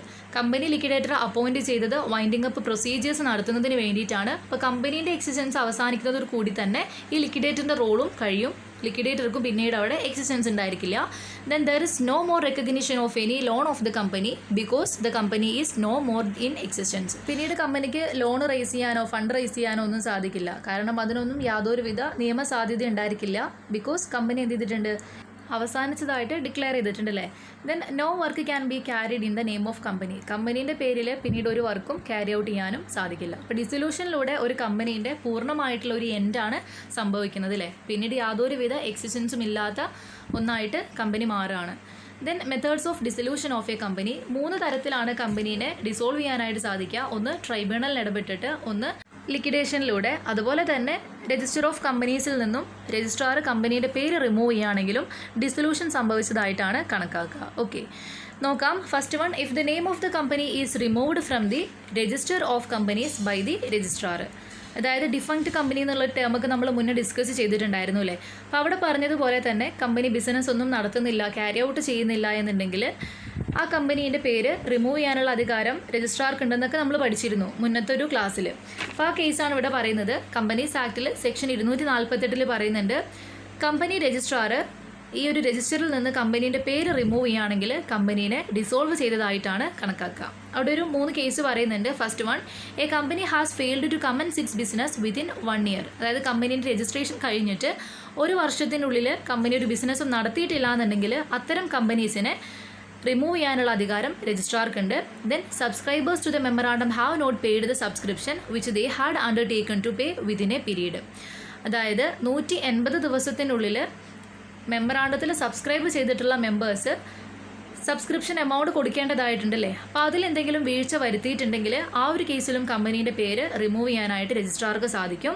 അതോടൊപ്പം തന്നെ a company is not carrying on any business or operation for a period of 2 immediately preceding financial years and has not made any application within such a period for obtaining status of dormant company. Companies Actൽ section 455 പ്രകാരം ഏതെങ്കിലും company തുടർച്ചയായിട്ടുള്ള 2 വർഷങ്ങളിൽ business ഒന്നും നടത്തിയില്ലാന്നുണ്ടെങ്കിൽ അത്തരം companies dormant company ആവാനുള്ള application provide ചെയ്തിട്ടില്ല എന്നുണ്ടെങ്കിലും കമ്പനീൻ്റെ പേര് രജിസ്റ്ററിൽ നിന്ന് റിമൂവ് ചെയ്യാനുള്ള അധികാരം കമ്പനി രജിസ്ട്രാർക്കുണ്ട്. ഓക്കെ, അപ്പോൾ 3 കേസാണ് പറഞ്ഞത്. ഒന്ന്, ഇൻകോർപ്പറേഷൻ കഴിഞ്ഞിട്ട് 1 വർഷത്തിനുള്ളിൽ ബിസിനസ് നടത്തിയില്ലാന്നുണ്ടെങ്കിൽ, അതുപോലെ തന്നെ മെമ്മറാണ്ടത്തിൽ സബ്സ്ക്രൈബ് ചെയ്തിട്ടുള്ള മെമ്പേഴ്സിൻ്റെ സബ്സ്ക്രിപ്ഷൻ കംപ്ലീറ്റ് ആയിട്ടില്ല എന്നുണ്ടെങ്കിൽ, അതോടൊപ്പം തന്നെ ഒരു ഡോർമെൻറ്റ് കമ്പനി ആവാൻ ആപ്ലിക്കേഷൻ കൊടുത്തിട്ടുമില്ല, അതോടൊപ്പം തന്നെ തുടർച്ചയായ 2 വർഷങ്ങളിൽ കമ്പനി ബിസിനസ് നടത്തിയിട്ടില്ല എന്നുണ്ടെങ്കിലും കമ്പനീൻ്റെ പേര് റിമൂവ് ചെയ്യാനുള്ള അധികാരം രജിസ്ട്രാർക്കുണ്ട്. അപ്പോൾ ഈ സാഹചര്യത്തിൽ കമ്പനീനെ ഡിസോൾവ് ചെയ്തതായിട്ടാണ് കണക്കാക്കുക. ഇനി രജിസ്റ്ററിൽ നിന്ന് കമ്പനീൻ്റെ പേര് റിമൂവ് ചെയ്തതിനെതിരായിട്ട് ട്രൈബ്യൂണലിന് അപ്പീൽ കൊടുക്കാനുള്ള അധികാരം കമ്പനീസിനുണ്ട്. കമ്പനീസ് പ്രൊവൈഡ് ചെയ്യുന്ന ആർഗ്യുമെൻറ്റ് കറക്റ്റ് ആണെന്ന് ട്രൈബ്യൂണലിന് തോന്നുകയാണെന്നുണ്ടെങ്കിൽ രജിസ്ട്രാറോട് എഗെയിൻ കമ്പനീൻ്റെ പേര് രജിസ്റ്ററിൽ റീ എൻറ്റർ ചെയ്യാൻ ഓർഡർ ഇഷ്യൂ ചെയ്യാനും ട്രൈബ്യൂണലിന് സാധിക്കും. ഇതിനടുത്തത് dissolution by the order of tribunal ആണ്. ട്രൈബ്യൂണൽ ഇടപെട്ടിട്ടും കമ്പനീനെ ഡിസോൾവ് ചെയ്യാറുണ്ടല്ലേ, നമ്മൾ മുന്നേ ഡിസ്കസ് ചെയ്തിട്ടുള്ള കാര്യമായിരുന്നു. സെക്ഷൻ 232 അതായത് ഇന്ത്യൻ കമ്പനീസ് ആക്ട് 2013 ട്രൈബ്യൂണലിന് ഇടപെട്ടിട്ട് കമ്പനീനെ ഡിസോൾവ് ചെയ്യാനായിട്ട് സാധിക്കുമെന്ന് പറയുന്നുണ്ട്. ഒരു കമ്പനി അമാൽഗമേറ്റ് ചെയ്യാൻ പോവുകയാണെങ്കിലോ അല്ലെങ്കിൽ കമ്പനീൻ്റെ റീകൺസ്ട്രക്ഷനുമായി ബന്ധപ്പെട്ടിട്ടോ ഒക്കെ ട്രൈബ്യൂണലിന് ഇടപെട്ടിട്ട് കമ്പനീനെ ഡിസോൾവ് ചെയ്യാം. അടുത്തത് ഡിസൊല്യൂഷൻ ബൈ ലിക്വിഡേഷൻ, അതായത് ഒരു ഒഫീഷ്യൽ ലിക്വിഡേറ്ററെയോ അല്ലെങ്കിൽ ഒരു പ്രൊവിഷണൽ ലിക്വിഡേറ്ററെയോ അപ്പോയിൻറ്റ് ചെയ്തിട്ടും കമ്പനീൻ്റെ വൈൻഡിങ് അപ്പ് പ്രൊസീജിയർ കംപ്ലീറ്റ് ചെയ്തിട്ട് കമ്പനീനെ ഡിസോൾവ് ചെയ്യാനായിട്ട് സാധിക്കും. അപ്പോൾ 3 മെത്തേഡ്സാണുള്ളത്. ഒന്ന്, കമ്പനി രജിസ്റ്ററിൽ നിന്നും രജിസ്ട്രാർ പേര് റിമൂവ് ചെയ്ത കമ്പനീനെ ഡിസോൾവ് ചെയ്തതായിട്ടാണ് കണക്കാക്കുക. അതുപോലെ ട്രൈബ്യൂണലിന് ഇടപെട്ടിട്ട് കമ്പനീനെ ഡിസോൾവ് ചെയ്യാനായിട്ട് സാധിക്കും. അതോടൊപ്പം തന്നെ ലിക്വിഡേഷനിലൂടെയും കമ്പനീനെ ഡിസോൾവ് ചെയ്യാനായിട്ട് സാധിക്കും. അപ്പോൾ ഇതൊക്കെ ഓർത്ത് വയ്ക്കുക. ഡിസൊല്യൂഷൻ ഇമ്പോർട്ടൻ്റ് ആയിട്ടുള്ളൊരു ഏരിയ ആണ്. Then winding up and dissolution. നമുക്കറിയാം വൈൻഡിങ് അപ്പും ഡിസൊല്യൂഷനും ഏകദേശം ഒരേ അർത്ഥം തന്നെയാണ് അല്ലേ. കമ്പനീൻ്റെ ആ ഒരു എൻഡ് സ്റ്റേജിനെയാണ് ഈ വൈൻഡിങ് അപ്പും ഡിസൊല്യൂഷനൊക്കെ കാണിക്കുന്നത്. നമുക്കിനി നോക്കാനുള്ളത് വൈൻഡിങ് അപ്പും ഡിസൊല്യൂഷനും തമ്മിലുള്ള കുറച്ച് ഡിഫറൻസസ് ആണ്. First one, in winding up the assets of the companies are sold. നമുക്കറിയാം വൈൻഡിങ് അപ്പിലൂടെയാണ് കമ്പനീൻ്റെ അസറ്റ്സ് ഒക്കെ റിയലൈസ് ചെയ്യുന്നത് അല്ലെങ്കിൽ സെയിൽ നടത്തുന്നത് അല്ലേ. ദെൻ ആ പ്രൊസീഡ്സ് ഉപയോഗിച്ചിട്ടാണ് കമ്പനീൻ്റെ എല്ലാ ലയബിലിറ്റീസും ഡിസ്പോസ് ചെയ്യുന്നത്. ഓക്കെ, ദെൻ അത് ഫസ്റ്റ് സ്റ്റേജാണ് ശരിക്കും. ഡിസൊല്യൂഷൻ നടക്കണം എന്നുണ്ടെങ്കിൽ എന്ത് ചെയ്യണം? വൈൻഡിങ് അപ്പ് പ്രൊസീജിയർ കംപ്ലീറ്റ് ആയിരിക്കണം. ദെൻ ഡിസൊല്യൂഷൻ എന്ന് പറയുന്നത് ശരിക്കും സെക്കൻഡ് സ്റ്റേജാണ്. അതായത് കമ്പനി ശരിക്കും അവസാനിക്കാൻ പോകുന്ന ഒരു സെക്കൻഡ് സ്റ്റേജാണ് ഡിസൊല്യൂഷൻ. അപ്പോൾ ഫസ്റ്റ് സ്റ്റേജിൽ കമ്പനീൻ്റെ അസറ്റൊക്കെ വിൽക്കുന്നു, ആ ക്യാഷ് ഉപയോഗിച്ചിട്ട് ലയബിലിറ്റീസ് ഒക്കെ സെറ്റിൽ ചെയ്യുന്നു. ദെൻ സെക്കൻഡ് സ്റ്റേജിൽ കമ്പനീനെ ഡിസോൾവ് ചെയ്യുന്നു. ദെൻ അടുത്തത് winding up proceeding are carried out by the liquidator of the company. Company liquidator ആണ് കമ്പനി വൈൻഡ് അപ്പ് ചെയ്യുന്നതുമായി ബന്ധപ്പെട്ടുള്ള കാര്യങ്ങളൊക്കെ ഡീൽ ചെയ്യുന്നത്. ഡിസൊല്യൂഷൻ ഇതിൻ്റെ എൻഡ് റിസൾട്ട് ആണെന്ന് പറയാം. Then liquidator represent the company in case of winding up. Winding അപ്പിൽ കമ്പനീനെ റെപ്രസെൻറ്റ് ചെയ്യുന്ന ഒരു ഓഫീസറാണ് അല്ലെങ്കിൽ പ്രൊഫഷണലാണ് ലിക്വിഡേറ്റർ അല്ലേ. But after dissolution liquidator do not represent the company. അതായത് വൈൻഡിങ് അപ്പ് കഴിഞ്ഞാലും ലിക്വിഡേറ്റർ അവിടെ പ്രസൻ്റ് ആയിരിക്കും. കാരണം കമ്പനി ഡിസൊല്യൂഷൻ വരെ ലിക്വിഡേറ്റർക്ക് റോൾ ഉണ്ടായിരിക്കും. അത് കഴിഞ്ഞാൽ ആ ലിക്വിഡേറ്റർക്ക് യാതൊരുവിധ റോളും എക്സിസ്റ്റൻസും ഉണ്ടായിരിക്കില്ല. Then creditors can prove their debts in winding up. അതായത് കമ്പനി വൈൻഡ് അപ്പ് ചെയ്യുന്ന സമയത്ത് ക്രെഡിറ്റേഴ്സിന് അവരുടെ ഡെപ്റ്റ്സ് അല്ലെങ്കിൽ അവർക്ക് കിട്ടാനുള്ള ക്യാഷൊക്കെ ക്ലെയിം ചെയ്യാൻ സാധിക്കൂലേ. പക്ഷേ ഡിസൊല്യൂഷനിൽ അത് പോസിബിൾ അല്ല. കാരണം വൈൻഡിങ് അപ്പ് കംപ്ലീറ്റ് ആയി കഴിഞ്ഞതിന് ശേഷമാണ് ഡിസൊല്യൂഷൻ നടത്തുന്നത്. അതുകൊണ്ട് തന്നെ ഡിസൊല്യൂഷനിൽ വെച്ചിട്ട് ഒരു ക്രെഡിറ്റർക്ക് പിന്നീട് ഡെപ്റ്റ് ഒന്നും ക്ലെയിം ചെയ്യാനായിട്ട് കഴിയില്ല. സോ ആക്ച്വലി വൈൻഡിങ് അപ്പ് ആണ് ഡിസൊല്യൂഷനിലേക്ക് കമ്പനീനെ ലീഡ് ചെയ്യുന്നതെന്ന് പറയാം. Then finally order of tribunal is not essentially in winding up. Company wind up ചെയ്യുന്നത് കമ്പനിയുടെ സ്വമേധയാ താല്പര്യപ്രകാരമോ അല്ലെങ്കിൽ ക്രെഡിറ്റേഴ്സിൻ്റെ താല്പര്യപ്രകാരമോ ഒക്കെ ആവാം നമ്മൾ പറഞ്ഞിരുന്നു അല്ലേ. അതുകൊണ്ട് തന്നെ ട്രൈബ്യൂണലിൻ്റെ ഓർഡർ ഇവിടെ നിർബന്ധമില്ല. പക്ഷേ കമ്പനി ഡിസോൾവ് ആവണമെന്നുണ്ടെങ്കിൽ, ഡിസൊല്യൂഷൻ നടക്കണമെന്നുണ്ടെങ്കിൽ ട്രൈബ്യൂണലിൻ്റെ ഓർഡർ നിർബന്ധമായിട്ടും വേണം. ഓക്കെ, അപ്പോൾ ഇതൊക്കെയാണ് ഡിസൊല്യൂഷനും വൈൻഡിങ് അപ്പും തമ്മിലുള്ള ബേസിക് ആയിട്ടുള്ള കുറച്ച് ഡിഫറൻസ്. അപ്പോൾ നിങ്ങൾ ഇത്രയും ഓർത്ത് വയ്ക്കുക. കമ്പനീൻ്റെ വൈൻഡിങ് അപ്പ് പ്രൊസീജിയേഴ്സ് എല്ലാം കംപ്ലീറ്റ് ആയി കഴിഞ്ഞാൽ മാത്രമാണ് ഡിസൊല്യൂഷനുള്ള ആപ്ലിക്കേഷൻ കമ്പനി പ്രൊവൈഡ് ചെയ്യുക. ആ ആപ്ലിക്കേഷൻ കിട്ടിക്കഴിഞ്ഞാൽ ട്രൈബ്യൂണൽ പിന്നീട് കമ്പനി ഡിസോൾവ് ചെയ്യാനുള്ള ഓർഡർ ഇഷ്യൂ ചെയ്യും. അങ്ങനെയാണ് ഡിസൊല്യൂഷൻ നടക്കുന്നത്. ഓക്കെ, അപ്പം ഇതൊക്കെ ബേസിക് ആയിട്ടുള്ള ഡിഫറൻസസ് ആണ്, അത് ഓർത്ത് വയ്ക്കുക. ദെൻ ഇനി നമുക്ക് നോക്കാനുള്ള area national company law tribunal and appellate tribunal ആണ്. ഇത് രണ്ടും ഇമ്പോർട്ടൻ്റ് ആയിട്ടുള്ള ഏരിയ ആണ്. നമ്മൾ ഇത്രയും ക്ലാസ്സുകളിൽ ട്രിബ്യൂണൽ ഇങ്ങനെ റിപ്പീറ്റ് ചെയ്ത് പറയുന്നുണ്ടല്ലേ. നമുക്കറിയാം കമ്പനീൻ്റെ കാര്യങ്ങളൊക്കെ നോക്കി നടത്താൻ ഏൽപ്പിച്ചിട്ടുള്ള ഒരു കമ്മിറ്റിയാണല്ലേ ട്രിബ്യൂണൽ ശരിക്കും. അപ്പോൾ അത് നമുക്കിനി ഡീറ്റെയിൽ ആയിട്ടൊന്ന് നോക്കാം. സെൻട്രൽ ഗവൺമെൻറ് ആണ് ട്രൈബ്യൂണലിനെ എസ്റ്റാബ്ലിഷ് ചെയ്തിട്ടുള്ളത്. അപ്പോൾ അവർ ശരിക്കും അറിയപ്പെടുന്നത് നാഷണൽ കമ്പനി ലോ ട്രൈബ്യൂണൽ എന്നാണ്, അതായത് NCLT എന്നാണ്. അപ്പോൾ അതിൽ പ്രസിഡന്റ് ഉണ്ടായിരിക്കും, അതുപോലെ തന്നെ ജുഡീഷ്യൽ മെമ്പേഴ്സ് ഉണ്ടായിരിക്കും, ടെക്നിക്കൽ മെമ്പേഴ്സ് ഉണ്ടായിരിക്കും. ഇങ്ങനെ കമ്പനീസ് ആക്ട് പ്രകാരം ഒരുപാട് ഫംഗ്ഷൻസും അതുപോലെ തന്നെ പവേഴ്സും ഏൽപ്പിച്ചു കൊടുത്തിട്ടുള്ള, അതൊക്കെ ഡിസ്ചാർജ് ചെയ്യാനും എക്സസൈസ് ചെയ്യാനും അധികാരം ഏൽപ്പിച്ചു കൊടുത്തിട്ടുള്ള ഈ വ്യക്തികളുടെ ആ ഒരു ഗ്രൂപ്പിനെയാണ് നമ്മൾ ട്രൈബ്യൂണൽ എന്ന ടേം കൊണ്ട് ഉദ്ദേശിക്കുന്നത്. ഓക്കെ, അപ്പോൾ കമ്പനീസ് ആക്ടിൽ സെക്ഷൻ 409 പറയുന്നുണ്ട് ട്രൈബ്യൂണലിൽ അപ്പോയിൻറ്റ് ചെയ്യേണ്ട പ്രസിഡന്റിന് വേണ്ട ക്വാളിറ്റീസ് ഒക്കെ പറയുന്നുണ്ട്. അപ്പം 5 ഇയേഴ്സെങ്കിലും ഒരു ഹൈക്കോർട്ടിൽ ജഡ്ജായിട്ട് വർക്ക് ചെയ്ത ഒരു വ്യക്തി ആയിരിക്കണം നമ്മൾ പ്രസിഡൻ്റ് ആയിട്ട് അപ്പോയിൻറ്റ് ചെയ്യേണ്ടത്. അതുപോലെ തന്നെ ജുഡീഷ്യൽ മെമ്പേഴ്സും ടെക്നിക്കൽ മെമ്പേഴ്സൊക്കെ ഉണ്ട് അല്ലേ.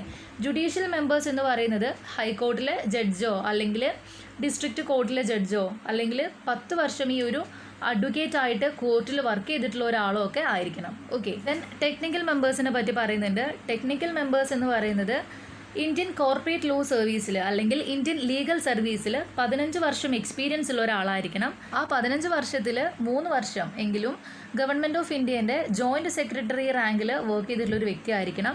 അതോടൊപ്പം തന്നെ രണ്ടാമത്തെ കാറ്റഗറിയിൽ ചാർട്ടേഡ് അക്കൗണ്ടൻറ്റ് പ്രാക്ടീഷണറെ പറ്റി പറയുന്നുണ്ട്. 15 വർഷം എക്സ്പീരിയൻസ് ഉള്ള ഒരു CAക്കോ അതുപോലെ തന്നെ കോസ്റ്റ് അക്കൗണ്ടൻറ്റ് പ്രാക്ടീഷണർക്കോ അതുപോലെ തന്നെ 15 വർഷത്തെ എക്സ്പീരിയൻസ് ഉള്ള കമ്പനി സെക്രട്ടറിക്കോ അല്ലെങ്കിൽ ഈ നിയമത്തിൻ്റെ ഏരിയയിൽ അല്ലെങ്കിൽ ഇൻഡസ്ട്രിയൽ ഫിനാൻസിലോ അല്ലെങ്കിൽ ഇൻഡസ്ട്രിയൽ മാനേജ്മെൻറ്റ് ആൻഡ് അഡ്മിനിസ്ട്രേഷനിലോ അല്ലെങ്കിൽ ഇൻവെസ്റ്റ്മെൻറ്റിൻ്റെ ഏരിയയിൽ അക്കൗണ്ടിങ്ങിൻ്റെ ഏരിയയിൽ അല്ലെങ്കിൽ കമ്പനീൻ്റെ റിവൈവൽ ആൻഡ് റീഹാബിലിറ്റേഷൻ ഏരിയയിലൊക്കെ വർക്ക് ചെയ്തിട്ടുള്ള അല്ലെങ്കിൽ നല്ല എക്സ്പീരിയൻസ്ഡ് ആയിട്ടുള്ള 15 വർഷം എക്സ്പീരിയൻസ് ഉള്ള ഔട്ട്സ്റ്റാൻഡിംഗ് നോളജ് ഉള്ള ഏതൊരു വ്യക്തിയെയും ഈ ട്രൈബ്യൂണലിൽ അപ്പോയിൻറ്റ് ചെയ്യാവുന്നതാണ്. Then finally, a person having 5 years experience or a presiding officer in a labor court, tribunal or a national tribunal constituted under Industrial Dispute Act 1947. 1947 industrial dispute act പ്രകാരം national ട്രിബ്യൂണലിലോ അല്ലെങ്കിൽ ട്രൈബ്യൂണലിലോ അല്ലെങ്കിൽ labour കോർട്ടിലോ ഒരു presiding ഓഫീസറായിട്ട് work ചെയ്യുന്ന 5 വർഷം experience ഉള്ള ഒരു വ്യക്തിക്കും ഇതുപോലെ ടെക്നിക്കൽ മെമ്പർ ആവാനായിട്ട് സാധിക്കും. അതുപോലെ തന്നെ ഈ പ്രസിഡൻറ്റിനും മറ്റ് മെമ്പേഴ്സിനും ഈ ട്രൈബ്യൂണലിലുള്ള കാലാവധി 5 വർഷമാണ്. ഈ 5 വർഷത്തിന് ശേഷം അവരെ വേണമെങ്കിൽ റീഅപ്പോയിൻറ്റ് ചെയ്യാം എലിജിബിൾ ആണെന്നുണ്ടെങ്കിൽ, അല്ലെങ്കിൽ 5 വർഷത്തിനുള്ളിൽ അവരുടെ ടേംസ് അല്ലെങ്കിൽ കാലാവധി എന്ത് ചെയ്യുന്നുണ്ട്, അവസാനിക്കുന്നുണ്ട്. അതുപോലെ തന്നെ റിട്ടയറിംഗ് ഏജ് പറയുന്നുണ്ട്. പ്രസിഡൻറ്റിൻ്റെ റിട്ടയറിംഗ് ഏജ് 67 വയസ്സാണ്, മറ്റ് മെമ്പേഴ്സിൻ്റെത് 65 വയസ്സാണ്. അതുപോലെ തന്നെ 50 ഇയേഴ്സ് കംപ്ലീറ്റ് ചെയ്തിട്ടുള്ള ആൾക്കാരെയാണ് ട്രൈബ്യൂണലിലേക്ക് അപ്പോയിൻറ്റ് ചെയ്യുന്നത്. Then the principal bench of the tribunal is at New Delhi. Location പറയുന്നത് ന്യൂ ഡൽഹിയിലാണ്. അതുപോലെ തന്നെ national company law tribunal shall constitute such number of other benches as may be notified by the central government. Central ഗവൺമെൻറ്റിൻ്റെ consent പ്രകാരം national company law ട്രിബ്യൂണലിന് benches create ചെയ്യാനായിട്ടും സാധിക്കും. Okay, നമ്മളിപ്പോൾ പറഞ്ഞത് NCLT എന്താണെന്നാണ്. നമുക്കറിയാം കമ്പനി ലോ ട്രിബ്യൂണൽ അല്ലെങ്കിൽ നാഷണൽ കമ്പനി ലോ ട്രിബ്യൂണൽ എന്ന് പറയുന്നത് ഇത്തരത്തിൽ കമ്പനീൻ്റെ കാര്യങ്ങളൊക്കെ മാനേജ് ചെയ്യുന്നതിന് വേണ്ടിയിട്ട് സെൻട്രൽ ഗവൺമെൻറ് എസ്റ്റാബ്ലിഷ് ചെയ്തിട്ടുള്ള ഒന്നാണല്ലേ. അപ്പോൾ അതിലുള്ള മെമ്പേഴ്സിൻ്റെ കാര്യം നമ്മൾ പറഞ്ഞു. ഒരു പ്രസിഡൻറ്റ് ഉണ്ടായിരിക്കും, അതുപോലെ തന്നെ ജുഡീഷ്യൽ മെമ്പേഴ്സ് ഉണ്ടായിരിക്കും, ടെക്നിക്കൽ മെമ്പേഴ്സ് ഉണ്ടായിരിക്കും.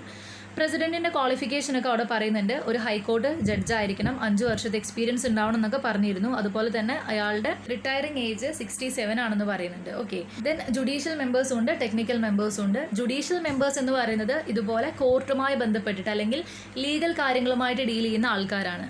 നമ്മൾ നേരത്തെ പറഞ്ഞതുപോലെ അഡ്വക്കേറ്റ് അല്ലെങ്കിൽ ഹൈക്കോർട്ടിലെ ജഡ്ജ്, ഡിസ്ട്രിക്ട് ജഡ്ജ്, ഇങ്ങനെ 10 വർഷം എക്സ്പീരിയൻസ് ഉള്ള ആൾക്കാരെയാണ് ജുഡീഷ്യൽ മെമ്പേഴ്സായിട്ട് അപ്പോയിൻറ്റ് ചെയ്യുക. ദെൻ ടെക്നിക്കൽ മെമ്പേഴ്സിൽ പറയുന്നത് കോസ്റ്റ് അക്കൗണ്ടൻറ്റ്, അതുപോലെ കമ്പനി സെക്രട്ടറി, അതുപോലെ തന്നെ ഗവൺമെൻറ്റിൻ്റെ ജോയിൻറ്റ് സെക്രട്ടറി എന്ന റാങ്കിൽ 15 വർഷത്തോളം ലോ സർവീസിലോ അല്ലെങ്കിൽ ലീഗൽ സർവീസിലൊക്കെ വർക്ക് ചെയ്ത ആൾക്കാർ, അതുപോലെ ഇൻവെസ്റ്റ്മെൻറ്റിലും ഇൻഡസ്ട്രിയൽ ഫിനാൻസിലൊക്കെ സ്പെഷ്യലൈസ്ഡ് ആയിട്ടുള്ള ഔട്ട്സ്റ്റാൻഡിംഗ് നോളജ് ഉള്ള ആൾക്കാർ, ഇവർക്കൊക്കെ 15 വർഷത്തെ എക്സ്പീരിയൻസ് ഉണ്ടെങ്കിലാണ് ട്രിബ്യൂണലിലേക്ക് കണക്കിലെടുക്കുക. ഓക്കെ, അപ്പോൾ ഇതൊക്കെയാണ് നാഷണൽ കമ്പനി ലോ ട്രിബ്യൂണലുമായി ബന്ധപ്പെട്ടിട്ട് നിങ്ങൾ ടെക്സ്റ്റ് ബുക്കിൽ പറഞ്ഞിട്ടുള്ളത്. ഓക്കെ, അപ്പോൾ ഇതിൻ്റെ ലൊക്കേഷൻ ന്യൂഡൽഹി ആണെന്നും പറഞ്ഞു. സെൻട്രൽ ഗവൺമെൻറ്റിൻ്റെ നോട്ടിഫിക്കേഷൻ പ്രകാരം എവിടെ വേണമെങ്കിലും ബെഞ്ച് ക്രിയേറ്റ് ചെയ്യാനുള്ള അധികാരവും NCLTക്ക് ഉണ്ടെന്നും പറഞ്ഞു. ഓക്കെ, ഇനി നോക്കാനുള്ളത് നാഷണൽ കമ്പനി ലോ അപ്പലറ്റ് ട്രിബ്യൂണലാണ്. നമ്മളിത് മുന്നത്തെ ഒരു ക്ലാസ്സിൽ പറഞ്ഞിട്ടുണ്ട്. ട്രിബ്യൂണൽ ഇഷ്യൂ ചെയ്തിട്ടുള്ള ഒരു ഓർഡറിനെതിരായിട്ട് അപ്പീൽ പോകാനായിട്ട് കമ്പനിക്ക് സാധിക്കില്ലേ. സോ ആ അപ്പീൽസ് കൺസിഡർ ചെയ്യുന്ന ട്രിബ്യൂണലാണ് national company law appellate tribunal. ഇപ്പോൾ കമ്പനീസ് ആക്ടിൽ സെക്ഷൻ 410 ഇതിൻ്റെ കാര്യങ്ങളൊക്കെ പറയുന്നത്. സെൻട്രൽ ഗവൺമെൻറ് തന്നെയാണ് നാഷണൽ കമ്പനി ലോ അപ്പലേറ്റ് ട്രിബ്യൂണലിനെ അപ്പോയിൻറ്റ് ചെയ്യുന്നത്. ഇതിലും ചെയർമാൻ ഉണ്ടായിരിക്കും, ജുഡീഷ്യൽ മെമ്പേഴ്സ് ഉണ്ടായിരിക്കും, ടെക്നിക്കൽ മെമ്പേഴ്സൊക്കെ ഉണ്ടായിരിക്കും. ഓക്കെ, അപ്പോൾ ട്രിബ്യൂണൽ ഇഷ്യൂ ചെയ്യുന്ന ഓർഡേഴ്സിനെതിരായിട്ട് അപ്പീൽ കേൾക്കുക എന്നുള്ളതാണ് ഈ ഒരു അപ്പലേറ്റ് ട്രൈബ്യൂണലിൻ്റെ ഡ്യൂട്ടി. അതുപോലെ തന്നെ സെക്ഷൻ 411 ചെയർപേഴ്സൻ്റെയും മറ്റു മെമ്പേഴ്സിൻ്റെയും ക്വാളിഫിക്കേഷൻസൊക്കെ മെൻഷൻ ചെയ്തിട്ടുണ്ട്. ചെയർപേഴ്സൺ ഒരു സുപ്രീം കോർട്ടിലെ ജഡ്ജ് ആയിരിക്കണം അല്ലെങ്കിൽ ഹൈക്കോർട്ടിലെ ചീഫ് ജസ്റ്റിസ് ആയിരുന്നിരിക്കണം. അതുപോലെ തന്നെ ജുഡീഷ്യൽ മെമ്പേഴ്സിൽ ഹൈക്കോർട്ടിലെ ജഡ്ജ് അല്ലെങ്കിൽ ജുഡീഷ്യൽ മെമ്പർ ഓഫ് ട്രൈബ്യൂണലൊക്കെ ഇൻക്ലൂഡഡ് ആവാവുന്നതാണ്. അപ്പോൾ അതിൽ 5 ഇയേഴ്സ് എക്സ്പീരിയൻസ് ഉള്ള ആൾക്കാരെയാണ് ജുഡീഷ്യൽ മെമ്പേഴ്സായിട്ട് സെലക്ട് ചെയ്യുക. അതുപോലെ തന്നെ ടെക്നിക്കൽ മെമ്പേഴ്സിൻ്റെ കേസ് പറയുന്നുണ്ട്.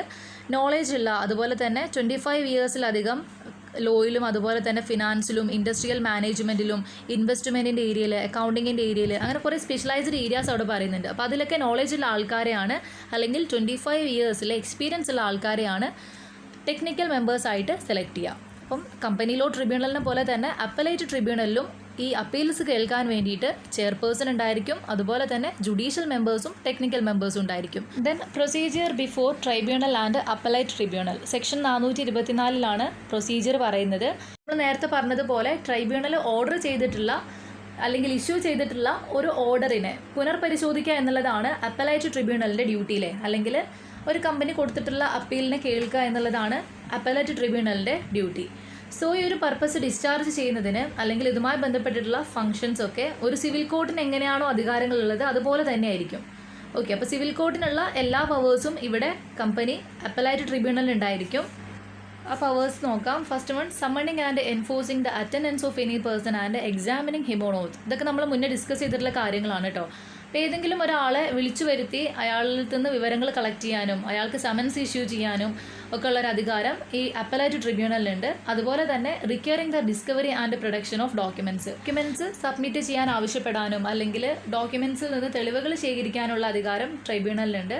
അതുപോലെ തന്നെ റിസീവിംഗ് എവിഡൻസ് ഓൺ അഫിഡവിറ്റ്സ് അല്ലെങ്കിൽ സത്യവാങ്ങിൻ്റെ ഒക്കെ എവിഡൻസ് കളക്ട് ചെയ്യാനുള്ള അധികാരം അപ്പലൈറ്റ് ട്രിബ്യൂണലിനുണ്ട്, അല്ലെങ്കിൽ അതുമായി ബന്ധപ്പെട്ടിട്ടുള്ള തെളിവുകൾ ശേഖരിക്കാനുള്ള അധികാരമുണ്ട്. Then subject to the provision of the Indian evidence act 1872 requisitioning any public record or document or a copy of such record or document from any office. ഏതൊരു ഓഫീസിൽ നിന്നും ഒരു പബ്ലിക് റെക്കോർഡ് പരിശോധിക്കാനും അല്ലെങ്കിൽ അതിൻ്റെ കോപ്പീസ് കളക്ട് ചെയ്യാനുമുള്ള അധികാരം Indian evidence act 1872 പ്രകാരം അപ്പലൈറ്റ് ട്രിബ്യൂണലിനുണ്ട്. അതുപോലെ തന്നെ issuing commissions for the examination of witness or documents, ഏതെങ്കിലും ഡോക്യുമെൻറ്റ്സിനെയോ അല്ലെങ്കിൽ ഏതെങ്കിലും വിറ്റ്നസിനെയോ പരിശോധിക്കണം എന്നുണ്ടെങ്കിൽ അതിന് കമ്മീഷൻസിനെ ഇഷ്യൂ ചെയ്യാൻ നിയോഗിക്കാനുള്ള അധികാരം അപ്പലൈറ്റ് ട്രൈബ്യൂണലിനുണ്ട്. Then dismissing a representation for default or deciding it ex parte. Tribunal order ചെയ്തിട്ടുള്ള ഏതൊരു ഓർഡറിനെയും ക്യാൻസൽ ചെയ്യാൻ അല്ലെങ്കിൽ ഡിസ്മിസ് ചെയ്യാനുള്ള അധികാരം അപ്പലൈറ്റ് ട്രിബ്യൂണലിനുണ്ട്. ഓക്കെ, അപ്പോൾ കാര്യങ്ങളെ പുനഃപരിശോധിച്ച് കഴിഞ്ഞിട്ട് ഏതെങ്കിലും തരത്തിലുള്ള ഡിഫോൾട്ടാണ് ട്രിബ്യൂണലിൻ്റെ ഭാഗത്ത് നിന്ന് ഉണ്ടായിട്ടുള്ളതെന്നുണ്ടെങ്കിൽ ആ ഒരു ഓർഡറിനെ ഡിസ്മിസ് ചെയ്യാനുള്ള അധികാരം ഉണ്ടായിരിക്കും. Then setting aside any order of dismissal of any representation for default or any order passed by it ex parte. നമ്മൾ നേരത്തെ പറഞ്ഞതുപോലെ എക്സ് പാർട്ടിക്ക് എതിരായിട്ട് ഏതെങ്കിലും തരത്തിലുള്ള ഓർഡർ ഇഷ്യൂ ചെയ്തിട്ടുണ്ടെങ്കിൽ അതിനെ ഡിസ്മിസ് ചെയ്യാനുള്ള അധികാരം അപ്പലൈറ്റ് ട്രൈബ്യൂണലിനുണ്ട്. Then any other matter which may be prescribed. Companies act പറഞ്ഞിട്ടുള്ളത് പ്രകാരം മറ്റു തരത്തിലുള്ള അധികാരങ്ങളും ഈ ഒരു അപ്പലൈറ്റ് ട്രിബ്യൂണലിന് ഉണ്ടായിരിക്കും. നമ്മൾ നേരത്തെ പറഞ്ഞതുപോലെ ഒരു കോർട്ടിനുള്ള എല്ലാ പവേഴ്സും അല്ലെങ്കിൽ ഓർഡേഴ്സ് എക്സിക്യൂട്ട് ചെയ്യാനുള്ള അധികാരങ്ങളൊക്കെ ഈ അപ്പലൈറ്റ് ട്രിബ്യൂണലിനുണ്ട്. അപ്പോൾ ഇവിടെ 2 കേസ് പറയുന്നുണ്ട്. First one, in the case of an order against A company the registered office of the company. അതായത് ആ ഒരു ഓർഡർ ഇഷ്യൂ ചെയ്യുന്നത് ഈ ലോക്കൽ ലിമിറ്റ്സിലേക്കായിരിക്കും. അപ്പം കമ്പനിക്ക് എതിരായിട്ടുള്ളൊരു ഓർഡർ ആണെന്നുണ്ടെങ്കിൽ കമ്പനീൻ്റെ രജിസ്റ്റേർഡ് ഓഫീസിലേക്കായിരിക്കും അത് സെൻഡ് ചെയ്യുക. അതുപോലെ തന്നെ in the case of an order against any other person the person concerned വളണ്ടറിലി resides or carries own business or personally works for gain.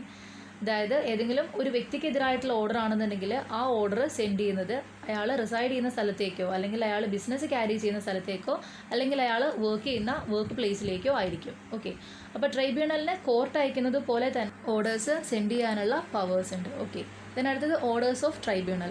Section 420 ട്രൈബ്യൂണലിൻ്റെ ഓർഡേഴ്സിനെ പറ്റി പറയുന്നത്. നോക്കാം. The tribunal may after giving the parties to any proceeding before it a reasonable opportunity of being heard pass such orders thereon as it think fit. അതായത് ട്രൈബ്യൂണലിന് ആവശ്യമാണെന്ന് തോന്നുകയാണെങ്കിൽ orders issue ചെയ്യുന്നതിന് മുന്നേ പാർട്ടീസിൻ്റെ അടുത്ത് നിന്ന് ഡാറ്റാസ് കളക്ട് ചെയ്യാൻ അല്ലെങ്കിൽ അവരുടെ സൈഡ് കേൾക്കാനുള്ള ഒരു ഡ്യൂട്ടി ഉണ്ട്. Okay, so the tribunal may at any time within 2 years from the date of the order with a view to rectifying any mistake apparent from the record amend any order passed by it and shall make such amendment if the mistake is bought to the notice by the parties. എന്ന് വെച്ചാൽ tribunal issue ചെയ്തിട്ടുള്ള ഏതെങ്കിലും ഒരു notice തെറ്റായിരുന്നു അല്ലെങ്കിൽ ഒരു മിസ്റ്റേക്കൻലി സംഭവിച്ചു പോയതാണ് എന്നുണ്ടെങ്കിൽ അതിനെ റെക്ടിഫൈ ചെയ്യേണ്ടതായിട്ടുണ്ട്. അപ്പോൾ റെക്ടിഫൈ ചെയ്തുകൊണ്ടുള്ള ഒരു അമെൻമെൻറ്റ് ഓർഡർ ചെയ്യേണ്ടതായിട്ടുണ്ട്. ഈ ഒരു അമെൻമെൻറ്റ് അല്ലെങ്കിൽ ഒരു മിസ്റ്റേക്ക് സംഭവിച്ചതാണ് എന്ന് കാണിച്ചുകൊണ്ട് പാർട്ടീസിന് നോട്ടീസ് ഇഷ്യൂ ചെയ്യേണ്ടതായിട്ടുണ്ട്. അതുപോലെ തന്നെ ഈ ഒരു അമെൻമെൻറ്റ് കമ്പനി ലോ അപ്പലൈറ്റ് ട്രിബ്യൂണലിന് കൊടുത്തിട്ടുള്ള ഒരു അപ്പീലിൻ്റെ അടിസ്ഥാനത്തിൽ റെക്ടിഫൈ ചെയ്തതാവരുത്. അപ്പോൾ 2 വർഷത്തിനുള്ളിൽ ഈ ഒരു കമ്പനി ട്രൈബ്യൂണലിന് തോന്നുകയാണ് അത് ഇഷ്യൂ ചെയ്തിട്ടുള്ള ഒരു ഓർഡർ തെറ്റായിരുന്നു എന്നുണ്ടെങ്കിൽ അതിന് റെക്ടിഫൈ ചെയ്യാനുള്ള പവർ അവർക്കുണ്ട്. Okay, so the tribunal shall send a copy of every order passed to all the parties concerned. അതുകൊണ്ട് തന്നെ റെക്ടിഫൈ ചെയ്തിട്ടുള്ള ഈ ഒരു ഓർഡറിൻ്റെ കോപ്പി എല്ലാവർക്കും അല്ലെങ്കിൽ അതുമായി ബന്ധപ്പെട്ടിട്ടുള്ള കൺസേൺഡ് പാർട്ടീസിന് സെൻഡ് ചെയ്യേണ്ടതായിട്ടുണ്ട്. ദെൻ അടുത്തത് appeal from orders of tribunal. Section 421 അപ്പീൽസുമായി ബന്ധപ്പെട്ടിട്ടുള്ള കുറച്ച് കാര്യങ്ങൾ പറഞ്ഞിട്ടുള്ളത്. Any person aggrieved by an order of the tribunal can present an appeal to the appellate tribunal.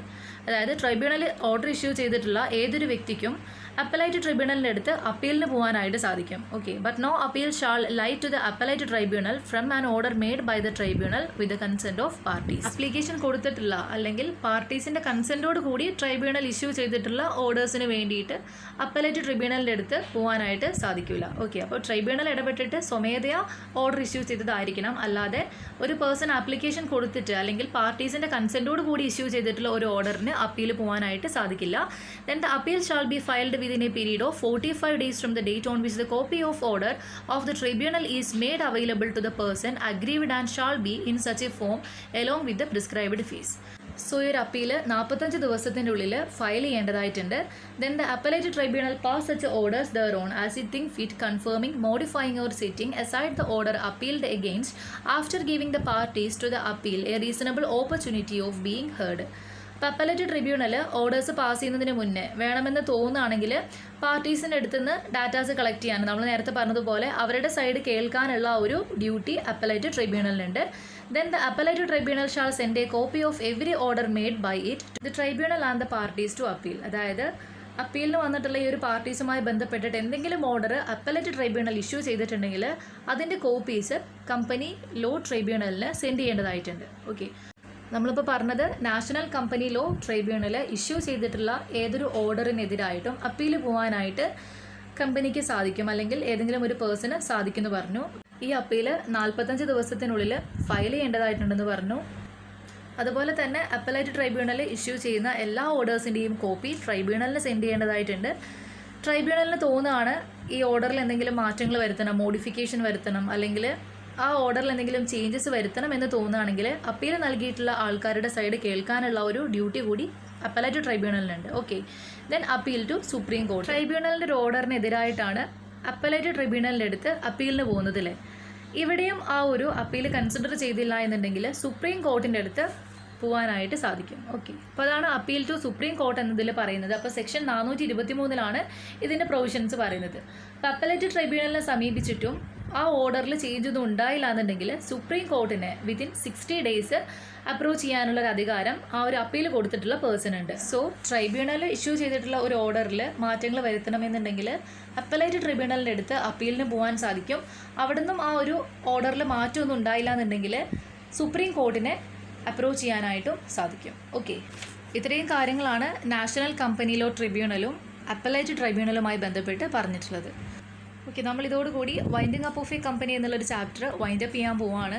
അപ്പോൾ അതിൽ തന്നെ നമ്മൾ മോഡ്സ് ഓഫ് വൈൻഡ് അപ്പ് പറഞ്ഞു, അതിൽ തന്നെ voluntary winding up, compulsory winding up discuss ചെയ്തു. അതിലൊക്കെ നമ്മൾ ചെറിയ ചെറിയ ഒരുപാട് ടൈറ്റിൽസും പ്രൊവിഷൻസ് ഒക്കെ ഡിസ്കസ് ചെയ്തിട്ടുണ്ട് കേട്ടോ. അപ്പോൾ അതൊക്കെ ഇമ്പോർട്ടൻ്റ് ആണ്. ദെൻ നമ്മൾ dissolution of a company discuss ചെയ്തു. അതുപോലെ തന്നെ നാഷണൽ കമ്പനി ലോ ട്രൈബ്യൂണൽ എങ്ങനെയാണ്, അതിൻ്റെ കോൺസ്റ്റിറ്റ്യൂഷൻ എങ്ങനെയാണെന്നൊക്കെ പഠിച്ചു. എക്സാം പോയിന്റ് ഓഫ് വ്യൂവിൽ വളരെ ഇമ്പോർട്ടൻ്റ് ആയിട്ടുള്ളൊരു ചാപ്റ്ററാണ്. സോ അതിൻ്റേതായിട്ടുള്ള ഒരു പ്രാധാന്യം ഈ ചാപ്റ്ററിന് കൊടുക്കുക. ക്ലാസ്സുകൾ കേട്ടിട്ട് ഷോർട്ട് നോട്ട് തയ്യാറാക്കുക, നന്നായിട്ട് പഠിക്കുക. ഡിസ്കസ് ചെയ്ത ഏതെങ്കിലും പോർഷനിൽ സംശയങ്ങളുണ്ടെങ്കിൽ ചോദിക്കുക. Okay, thank you.